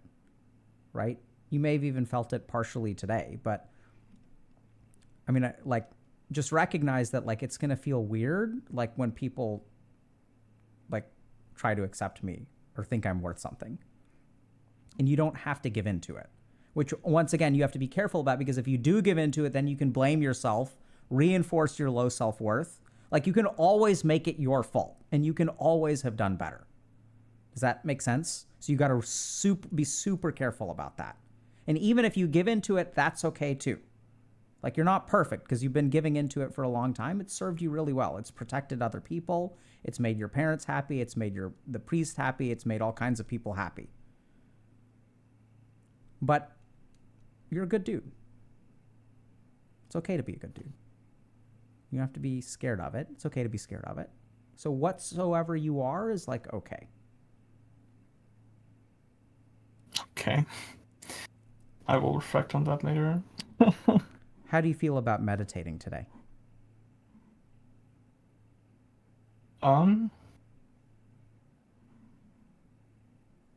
Sure, I would try that. But I'd like to ask one question. Sure. Is Good for you. what I'm doing, or like pretending, is that inherently bad, or is everything I do like, yeah, because I've been thinking about it since I mentioned that thing with healing more quickly through just pretending to become healthy again, basically. So I overcame. I assume that I overcame my illness by, just actually also believing in myself that I can become healthy just by thinking about being healthy again, pretending to be healthy.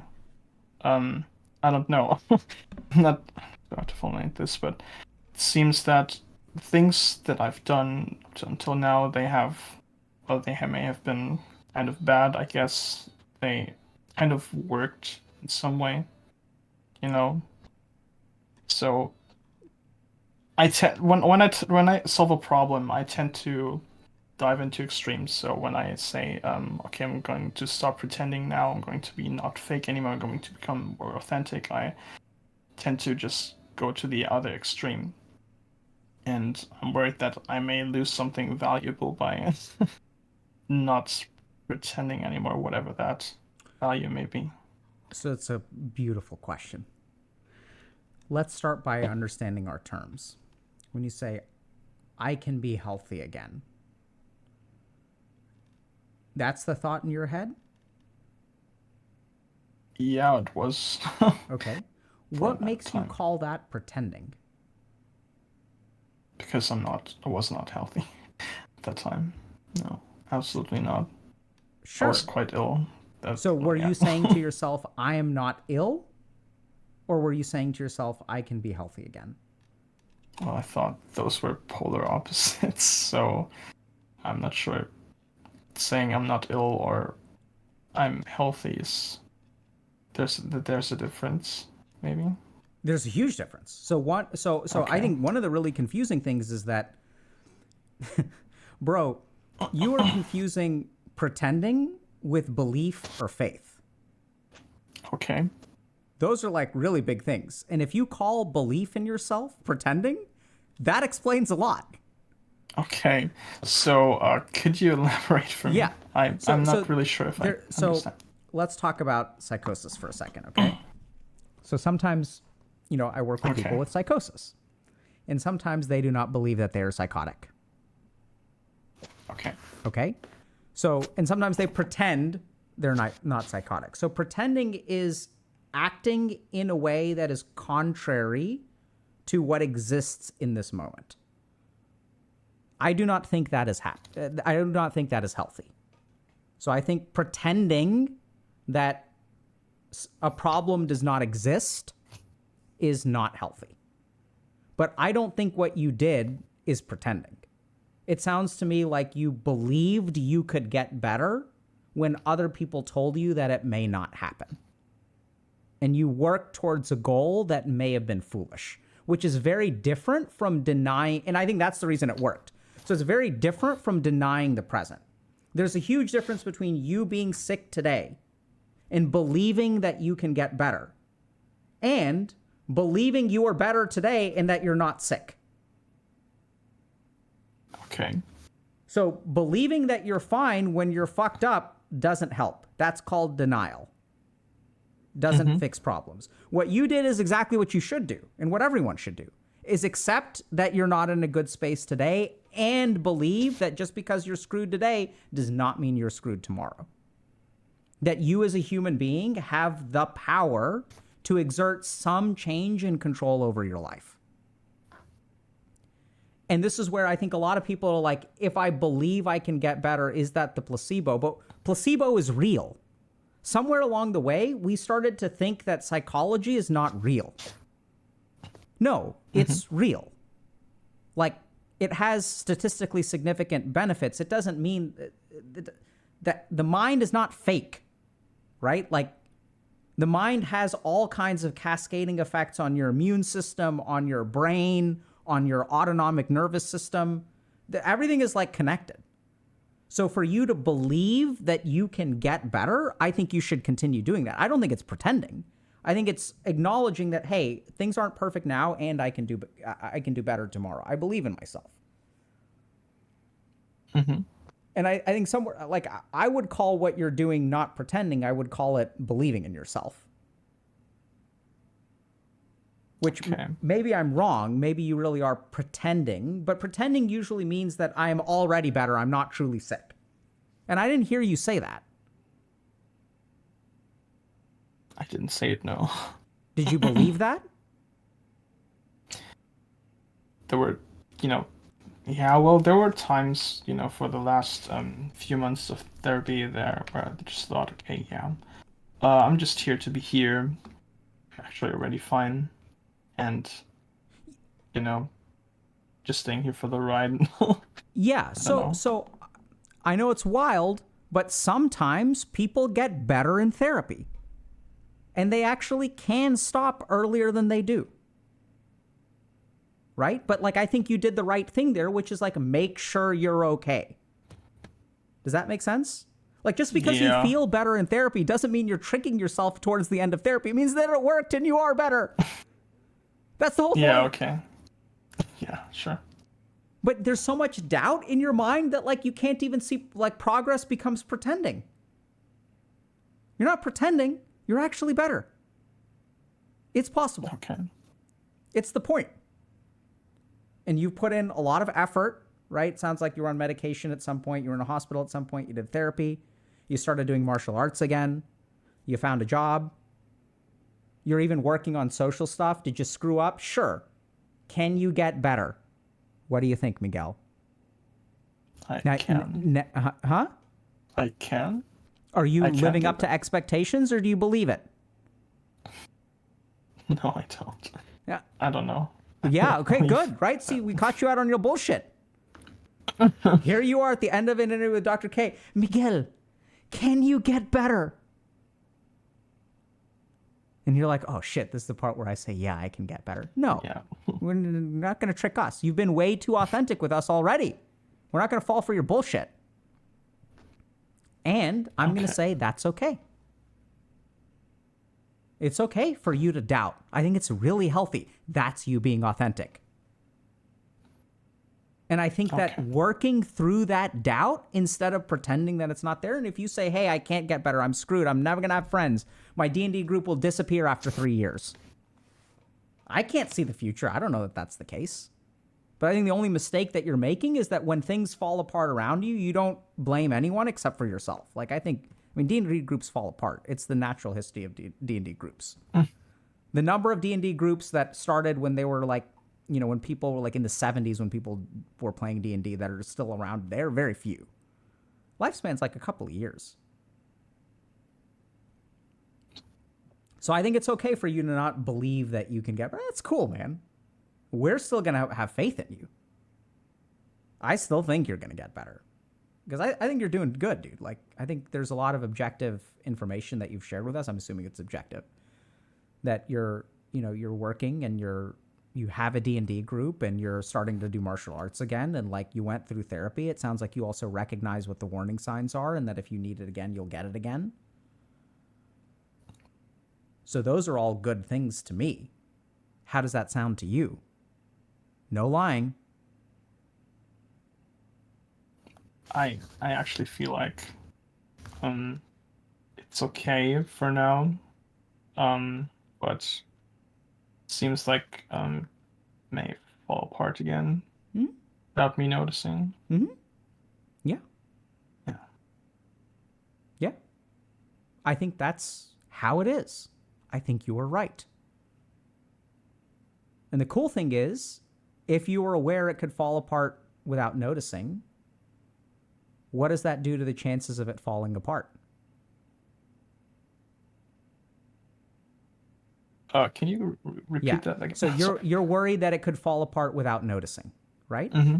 Yeah. So if you're worried about it falling apart, does that make it more likely for things to fall apart or less likely for things to fall apart? Guess it doesn't have any influence on the probability. Okay. I would hope that, or in my experience, people who understand that things could fall apart are actually less likely to fall apart because they're watching out for it. You're taking it seriously. Does that kind of make sense? I'm hearing that you're not in denial. And people who are in denial are the ones that cause it to fall apart. Like when I work with people with substance use disorders, they're like, yeah, this problem is fixed. I never have to worry about it again. Those are the people that relapse. Does that make sense? Yeah, okay. So you're kind of the opposite of that. So I think I'm detecting a healthy amount of vigilance from you. And I think I understand why you think that that won't help, which is reasonable. Because if you've experienced psychosis, you cannot always trust yourself. And so vigilance may be insufficient. Does that resonate? Yeah, kind of. Yeah. And I think it's okay. But anyway.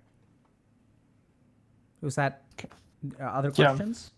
Sorry if I'm tossing a lot of No, thank stuff you at for answering that, for taking your time for answering that. I don't even know what answer I gave you. What was the answer that you heard? That okay. So my question was if there may be some genuine okay. First of all, pretending is not believing in yourself. So what I did was believe in myself, and which was more authentic, and I was not in denial due to that. But me being always aware of the danger of maybe relapsing or things falling apart again, it's actually a good sign. Yeah, I think I might have left something out. No, I think Not you sure. actually summarized what was a 10-minute answer into like 3 sentences, which is beautiful. Good job. Thank you. Any other questions? Probably later in my bed when I'm thinking about this conversation. Good. And I'm thinking, oh no, I could have asked that question. I had the opportunity. My goodness, Yeah. why didn't I ask that question? Brilliant. So you are beginning to see, right? That you're gonna beat yourself up later because that's what you do. Oh my goodness. Yeah. So as best as you can, accept that this is enough for today, dude. We've covered enough, bro. Right? And this is why we'll have someone else come on later who will ask the next set of questions. And like that's how we work. So thank you very much for coming on, sharing your experience, sharing your story. How do you feel about coming on today? I feel very grateful for you having me here. Okay. And having the opportunity to talk to you. You're very welcome. You ready to play pretend again? Because I'm going to say something that's going to make you feel uncomfortable. You ready for it? I'm ready. I'm grateful for you, too.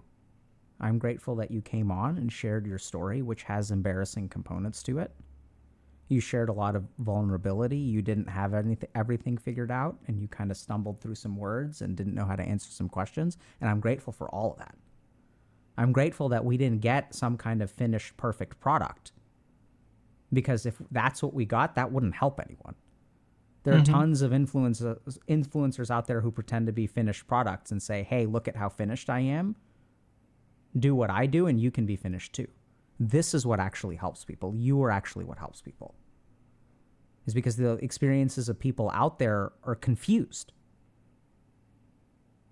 And in sharing your confusion, and even as we move forward a little bit, and this is what's really the real tragedy of stream, is that people who are watching are the ones who get helped the most. Because they can see it from the outside. Right? And the person who's on is always the one that's confused and stumbling for answers. Really? Yeah.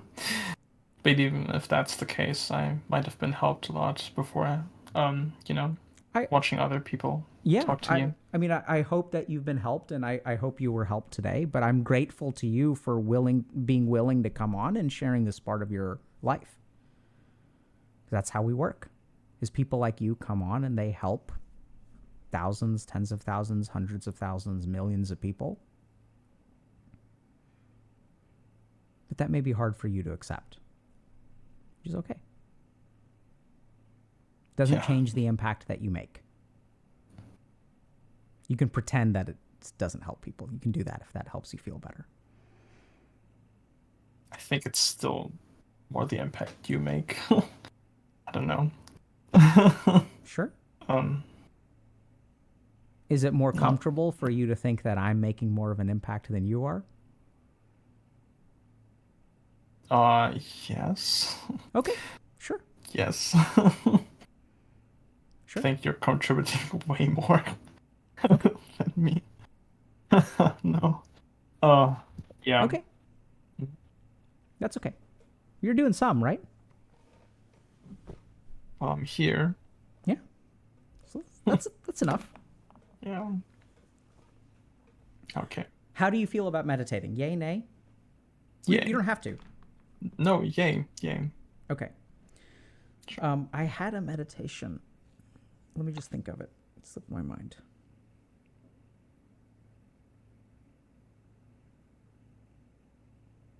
Oh, yeah. Okay. So here's what we're going to do. Okay. We're going to do.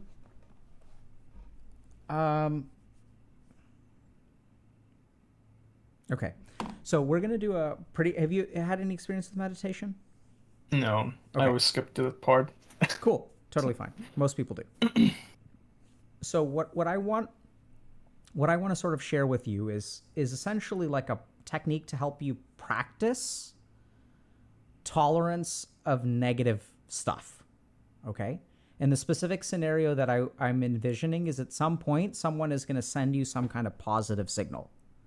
It'll be appreciation, it'll be gratitude, it'll be respect, it'll be, who knows, maybe physical attraction one day, maybe love, like this is super scary stuff. And then your mind is going to react like negatively to that, right? So you're going to feel uncomfortable, you're going to beat yourself up in your head to kind of balance it out. All kinds of weird crap can happen. So I think what I'd love to share with you today is just a technique to help you practice sitting with discomfort. So what I want you to do is just pick a position, okay? So try to get somewhat comfortable and then just close your eyes. Okay. Okay? Just Now, close my eyes, you say? Yeah, just close your eyes and just breathe and just be. And what I want you to do is pay attention to any kind of signal of discomfort in your body or mind. Okay. Okay? So is there anything that you're able to feel?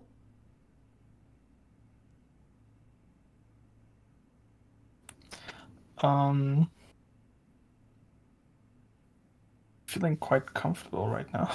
Okay. I don't know yet. Okay. Okay. So if I'm asking you to find discomfort and you're not able to find discomfort, does that make you uncomfortable? Yes. Yeah. Okay. So Yeah. it's a mental discomfort. And what's it like to sit with it?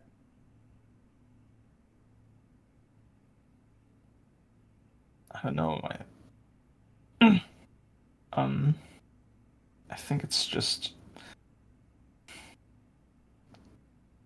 it's stressing. Yes. I don't know. I feel a bit stressed. Good. Yeah. That means you're doing it right, right? So there's all kinds of stuff. So just pause for a second. Okay. So notice that tendency. You want to keep shaking your head. You're feeling stressed out. Are you feeling stressed out? Yeah, a little bit less, but yeah. Beautiful. How's that happening? I got more used to it, I think. Okay. Now, if I ask you how's that happening, if you don't have a good answer, what happens? Feel a little bit more stressed. Good, right? So now what are we going to do with that stress? No shaking your head back and forth. Or go ahead and shake your head back and forth. Go ahead. I don't know. Okay. I don't know what I'm going to do with that stress. Good. You don't need to do anything with it. Just take it. Good. You're doing it right. What's happening now? Starting to relax a bit more. Good. So now if you want to, you're starting to relax. And now take a deep breath in. And out. Good. So in through the nose, out through the nose for 7 seconds. And then out for 7.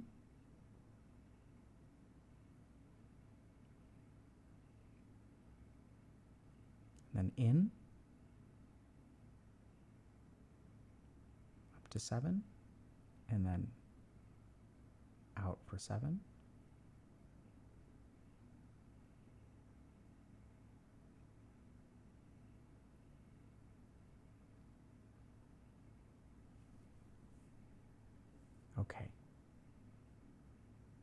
So notice how you feel right now. Can you feel stress? Okay. No, Okay. I don't think so. So this is pretty cool. I want you to notice how you feel in this moment. Now we're going to stress you the fuck out. Okay. The person that you are right now, is this person lovable? No. Where does that lack, where does the unlovability come from? Look for it within yourself.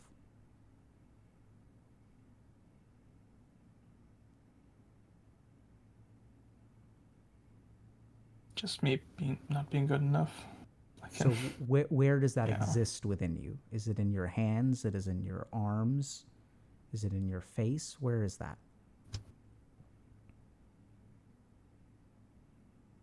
I think it's between my fingers. Okay.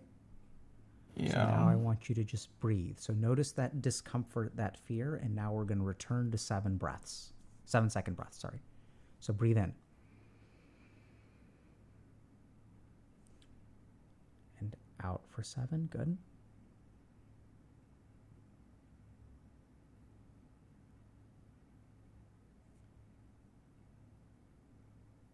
And then in for 7.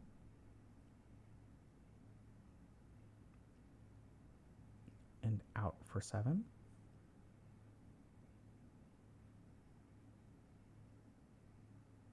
And one more breath.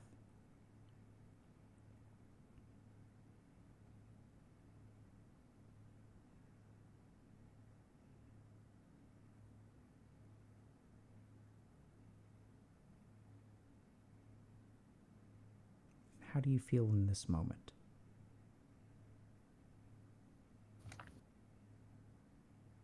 Peaceful. Okay. So this is what I'm going to leave you with, Miguel. A Okay. 7-second breath in and out. The next time you feel uncomfortable, you've got to understand one really, really important thing. When you feel uncomfortable, your mind is going to engage in behaviors to make the discomfort go away. So how do you handle the discomfort of people liking you at work? You tell them, don't talk to me right now. And you reject them. But what does that really do for you? It makes the discomfort go down. Do you see that? Mm-hmm. That's screwing you in the long run, right? Because you're not having social connections. So the next time you feel discomfort of any kind, and the key thing that you need to watch out for is not stuff, people saying bad stuff to you. Because your low self-esteem is probably eating that stuff, fork and spoon, shoveling it into your mouth. It's when people treat you with esteem. And you, poor thing, you're not even letting yourself take that. You have to push them away. And when you reject the esteem of others, how can you possibly feel good about yourself? So the next time someone feels good towards you, breathe in for 7 seconds and out for 7 seconds. You must do this thing. Just one breath. Okay. You don't have to close your eyes and do the whole thing. Mm-hmm. And here's the wild thing. That piece is something that you can turn on and off like a switch. You don't have to engage in the behavior. You can literally turn it on and off like a switch. I'll just have to remember it, or yes, just by doing the breathing. And this is where, if you practice, it will be easier to remember and it will be more effective. If you don't practice, your chances of success are low. And then you can beat yourself up for not practicing when that happens. But as you beat yourself up, what should you do? Breathe in for 7 Beautiful. seconds. Breathe out for 7 seconds. That's it. And remember that piece. So even if you fail, it's a win. Okay? Good luck to you, my friend. Thank you very much. You're very welcome. Any last thoughts or questions before we wrap up for the day?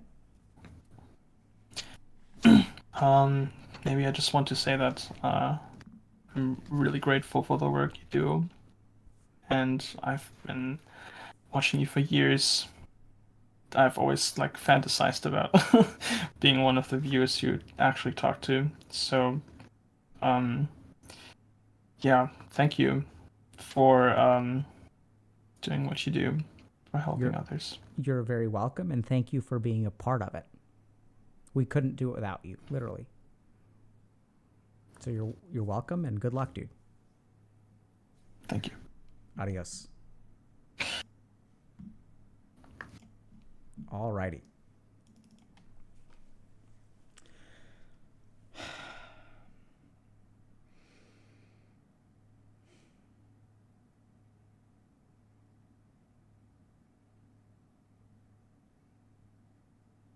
So here's the thing.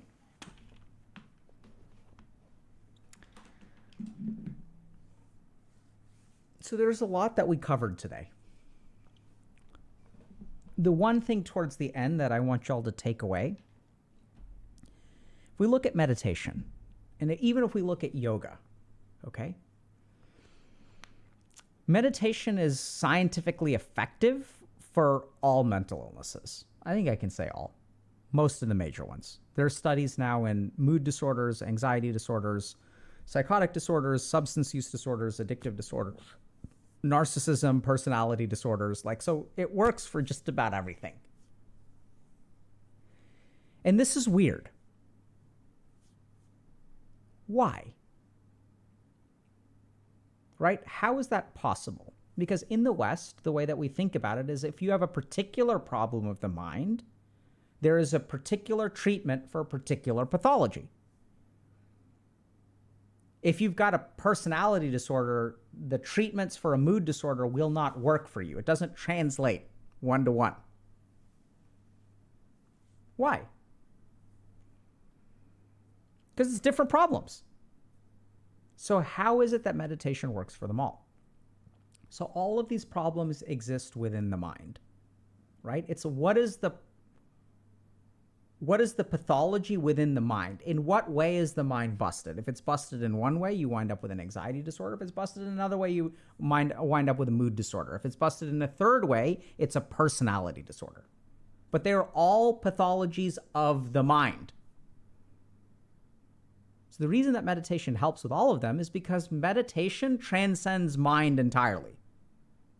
And this is why, as a psychiatrist, it's been so hard to find information on psychiatry in meditative literature. It doesn't exist. It does exist. It's just very rare. It's because they figured out how to move past mind entirely. You all get that? It's like, it doesn't matter. But once you move beyond mind, and we sort of saw this a little bit towards the end, where you can see the pattern of your mind. Towards the end, we saw with Miguel, hey, it doesn't matter what you do. Your mind is always going to find a way to fault you. Right? And this is the tricky thing is, like, if you have low self-esteem, your mind will find some way to blame you no matter what. Because if someone tells you, hey, something will work, and you do it and it doesn't work, your low self-esteem is like, see, it works for normal people, but it doesn't work for you. And thus does even the treatment for low self-esteem become part of the problem that only reinforces your perceptions. Even solutions become problems. And even if you do make progress and you've got low self-esteem, what does the mind say? You could have done better. You should have done it sooner. Why did you wait this long? So it takes a win and it turns it into a loss. Like, and then if you actually do a bad job or you get any kind of mistake, or like, if you actually screw up at some point, then it's easy for the low self-esteem to be like, you see, this is what I've been telling you. So it twists and turns, and no matter what you do, it will find a way to blame you. So this is why, first of all, notice this. Notice that this thing called your mind is going to play a game with you that you can't win. And also that you don't have to play the game. And then what does the mind say? But you do play the game. You see, I screwed up. I don't have to play the game, but I end up playing the game anyway. If I was better at meditating, I would not have this problem. And there it is again. There's no way to win against this kind of complex. So all you can do is notice it. Say, there is my mind again, being unable to tolerate the idea that I did a good job. There is my mind again, being unable to tolerate that I'm actually making progress in life. And as you notice it, you can do this technique, which is just breathe for like 7 seconds in and 7 seconds out. And this is what people miss about a lot of meditation, is they're like, okay, so what is meditation? It's breathing in and out for 7 seconds. Meditation is so much more than that. It is recognizing when you feel these things and breathing then. It sort of doesn't matter what you can do. You can pay attention to your breath. You can do all kinds of stuff.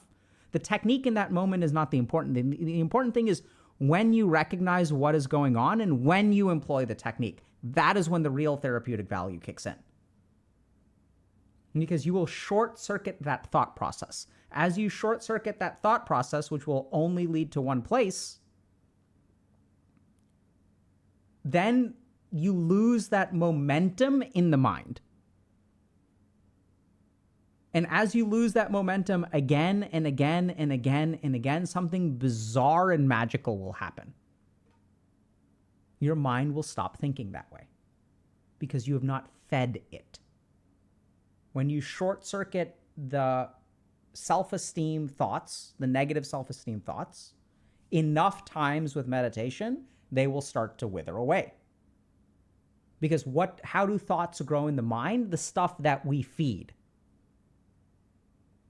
And advertisers understand this. That's why they advertise. Because if we can stick thoughts in your mind, and we can stick enough of them, then we will dominate your mind and you will start thinking about it.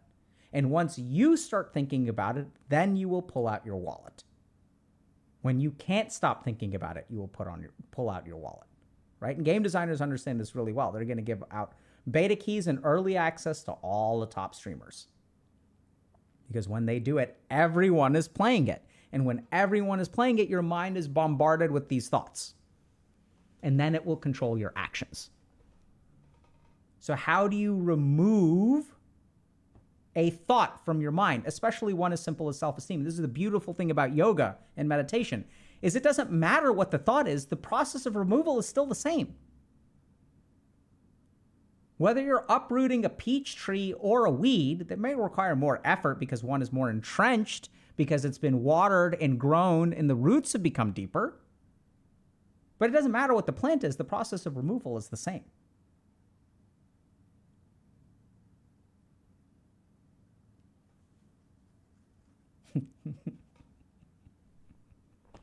I guess everyone's playing Diablo 4 nowadays.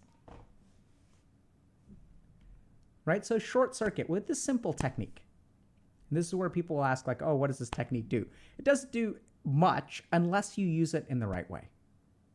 And so what is meditation? It's not just mindlessly doing a technique, which is so silly, which is what most people do. There's some value to that too.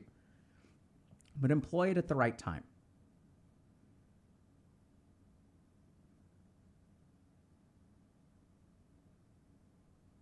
What if we never learn to meditate? Can we reach the effect in other ways? Sure. You can heal the mind without meditation. Just meditation works pretty well. Right? So we have all kinds of evidence-based treatments, especially if there's clinical stuff involved. There's psychotherapy. This is also where we employ, so you can have someone use this stuff on you. So some therapists are trained in this stuff, like our coaches are all taught Vedic psychology. So an understanding of how the mind functions and how it reacts to stuff, right? So when we do coaching, what we try to teach people is, okay, understand how your mind works and don't react to it in the same way that you normally do. And so when it comes to goal setting and accountability and actually accomplishing stuff, they use these principles of the mind. That's why we did it. Because I can't work with everyone, right? This poor guy's fantasized, oh my goodness, about being on an interview with Dr. K. Like Dr. K can only get to a certain number of people, right? So if you guys want some of this sort of methodology, that's why we built a coaching program. If you all also want to learn more about meditation, so you can absolutely check out our YouTube channel. And then we also have Dr. K's Guide to Meditation. So if y'all are interested in learning how the mind works, like there's a lot of good stuff in there, including discussions of things like psychosis. So what we really do is map out the spectrum of like different things in the mind. So what is the relationship between psychosis and the meditative state? Like we'll also talk about things like that. Generally speaking, a lot of stuff in the guide is really good for people who want more in-depth learning, but is the kind of stuff that like if we stuck on YouTube or streamed on Twitch, like half the people would leave. So it's really for people who want an in-depth understanding and really want to apply principles. Good. Nomadic Chubris is saying the YouTube channel has given me many good times. That's what it's there for.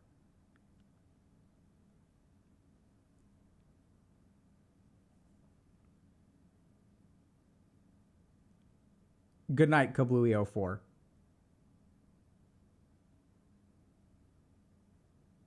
What if you struggle to take deep breaths? That's why there are other alambanas or techniques, and we sort of explain this, where not everyone likes the breath. So I, for one, for example, like did not like doing breath meditation for the first like 5 to 10 years that I meditated. 5 years, let's say. And it's okay. So psychosis is in the meditation guide? Not really. So it's not like Dr. K. So that's where if you guys want clinical perspectives, that's in depression, anxiety, and ADHD. But we don't have a guide to psychosis. It's just, if we look at psychosis, that is a state of consciousness, just like waking, sleeping, dreaming, anxiety, emotions, the meditative state, samadhi, enlightenment, like that's all a continuum, and we kind of lay that out. So we don't go into a whole lot of detail about psychosis, but we explain, I explain how I understand how psychosis fits into all these other things, right? Because as a psychiatrist, I was like, wait, what's going on in the mind of someone who's psychotic? That's when their thoughts become realities. That's the nature of psychosis in a nutshell. It's when your thoughts become realities. Right? So that's when there's no separation between mind and the world. And then if we think a little bit about it, I can sort of explain this in a nutshell. When you think about anxiety, everyone can worry, but if someone has an anxiety disorder, what's the difference between someone who's worried and someone who has an anxiety disorder? The anxieties of the person who has an anxiety disorder are closer to reality than someone who just worries. Because the person with anxiety disorder believes that their thoughts are closer to reality. So we've moved one step closer to psychosis. Right? Because now I really know other people are telling me I don't need to worry about this, but I do need to worry about this. The 99 people that are telling me to calm down don't understand what the reality of the situation is. This is what happens in an anxiety disorder or a panic attack, where your thoughts and sensations become realities. And so then we get to normal worry, right? And then we get to the meditative state, where things can be true, yeah, but the situation is true, but I am not worried about it. And then we get to higher transcendent states of consciousness, where we start to recognize that, okay, what we are is more and more separate from the world. And then we finally reach like samadhi, which is a state of temporary enlightenment. It's hard to describe unless you experienced it. But then like all these things that used to worry you are no longer true. They're still true. They just stop worrying you because you recognize that this is all just a part of the world. That the world exists in this way. The world ain't perfect. And I ain't perfect. And people around me ain't perfect. So why would I expect perfection of the world? We stop getting caught up with stuff.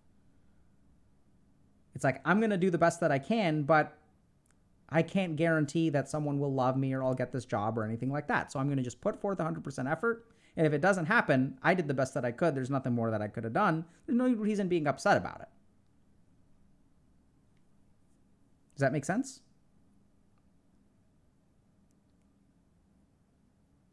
How long should I meditate daily? Generally speaking, about 20 minutes. But that's also explained in the guide if you guys want more detailed explanation around like scientific reasoning behind that. So can we meditate the psychosis away? I would say no. But there are studies that show that meditation is effective in psychotic disorders. I have used meditation as a clinician very effectively in people with psychosis.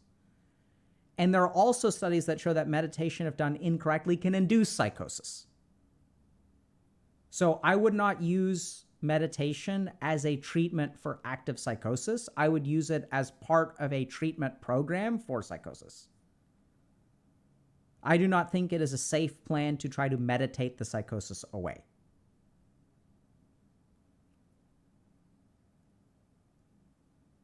How do we know that a meditation is working for us?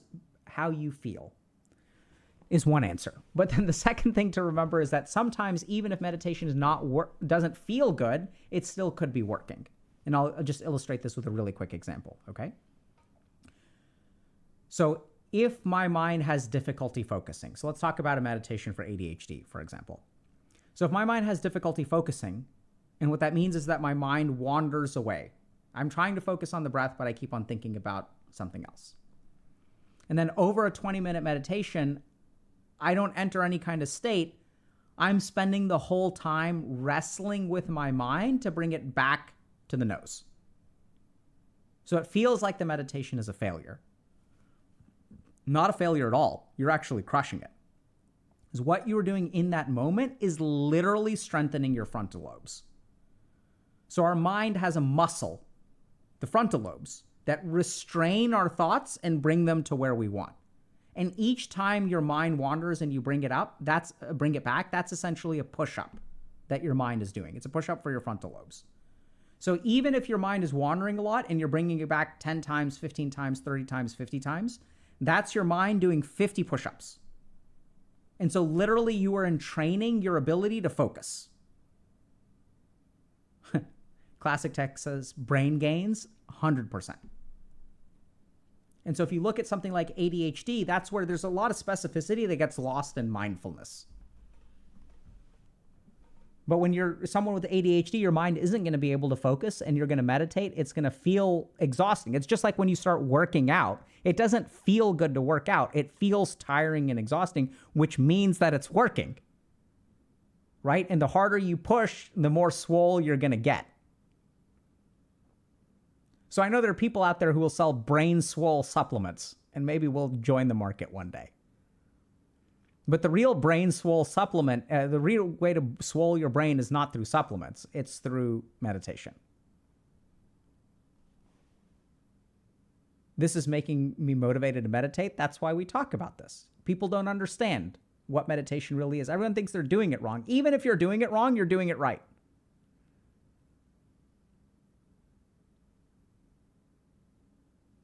What's a reasonable length of time it would take to get into meditating properly? So this is a huge problem as well. Once again, you guys should really watch the guide because we talk about all this. So here's a huge problem. So people will say, I've tried meditation, it doesn't work. And if we ask them, what do you mean you've tried meditation?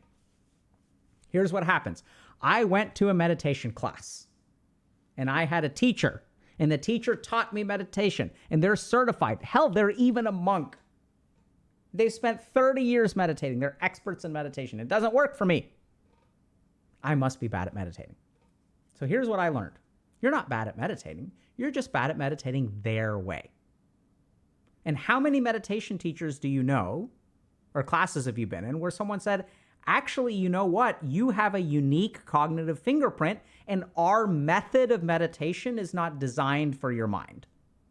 You would be better suited doing this kind of meditation.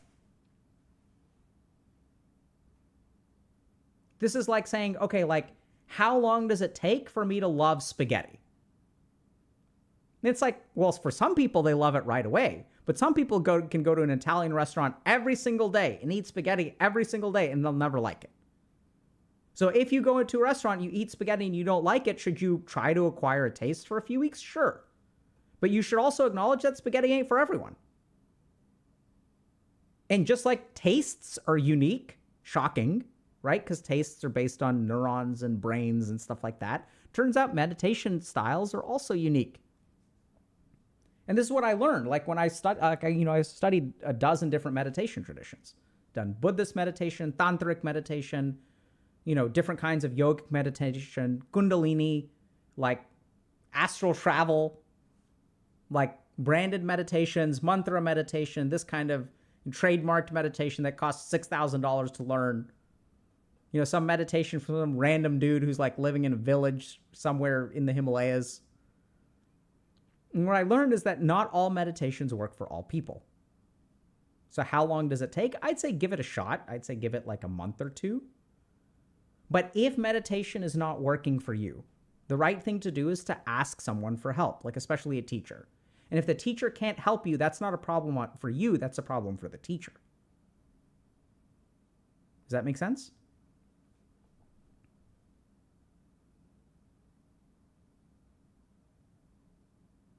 Do you think meditation is a hidden gem? I don't think it's hidden. How about rubbing the abdomen meditation? Yeah, we've taught that on stream before. Pretty sure. Right? Manipura Chakra meditations.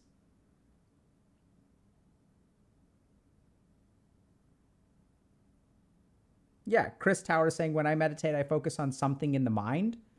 So, Chris, what is the object of your meditation? What is the thing that you're focusing on? Can you describe it?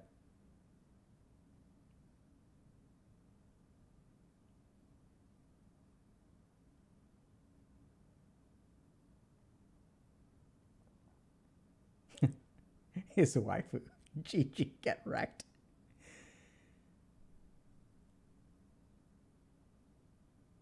Okay, yeah. So this is what's cool. So what you could be focusing on is you're probably focusing on, in the quote quote, the right thing. So what the yogis realize is they have this term called neti neti to describe what it is that is the goal of focusing in meditation. And neti is a Sanskrit word for not this. So it's not this, not this. That's what you're focusing on. And why do they use the phrase not this, not this? It's because you can't describe it with words. It is that which is undescribable but experienceable. Does that make sense? Because there are all kinds of things that we can describe, but there are things that we can't describe. And what you actually discover if you dig into this is the easier it is to describe, the further away from the truth it actually becomes. So a good example of this is like love. It's like you can describe love, but like two people who understand it can use few words to describe it. For people who haven't experienced it or don't know what it's like, you can write a whole book and it won't really work. Right? So what they sort of discovered is that there is something in the mind, and there are things in the mind that have some kind of quality that can be described, like a thought or an emotion. So those are both descriptors that people can understand, which means that it's not neti neti. So there's something in the mind or in the self beyond thought and emotion.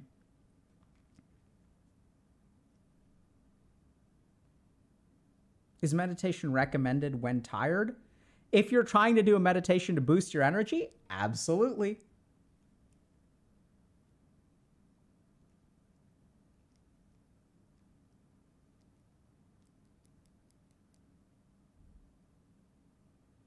Isn't the struggle to describe that which is undescribable kind of the point of art? Sort of. Right? So I think art captures experience in a way that description does not. That's what I would say. When is the best time to meditate? Dawn and dusk. But seriously, all these questions, so we're going to have to wrap up for today, but if you guys, like, all these questions are in the guide. That's why we made it. And the problem is if I answer these questions now, like, next week, no one, people may not have been around. So if y'all really want, like, a comprehensive approach, check out the meditation guide. I think even if y'all click so just click the Stream Elements link. And who are we rating today? Do we have mods around? Because I can't raid anymore. I can't raid things.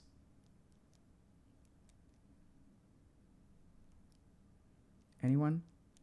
I am here. I don't know who you are, but I'm glad you're here. Can we raid somebody? Who do we want to raid, chat?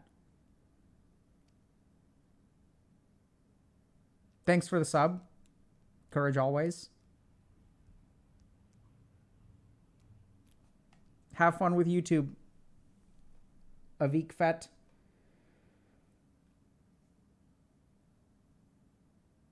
You're very welcome, Chris. I think we want to do more with meditation, but I wonder if like actually more community is the level that we need to do more in-depth stuff with meditation. We can raid Moist.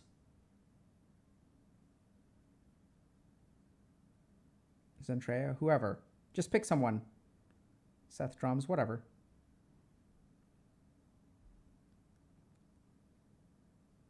If Prime is streaming, let's raid. Okay, we're raiding Moist. That's fine. Okay, y'all. Take care, everybody. Great to see y'all. We'll see y'all next week. We're still going to have uploads on our YouTube because we'll do things like edit them instead of Dr. K's stream of consciousness so that you don't have to listen to me ramble for 45 minutes.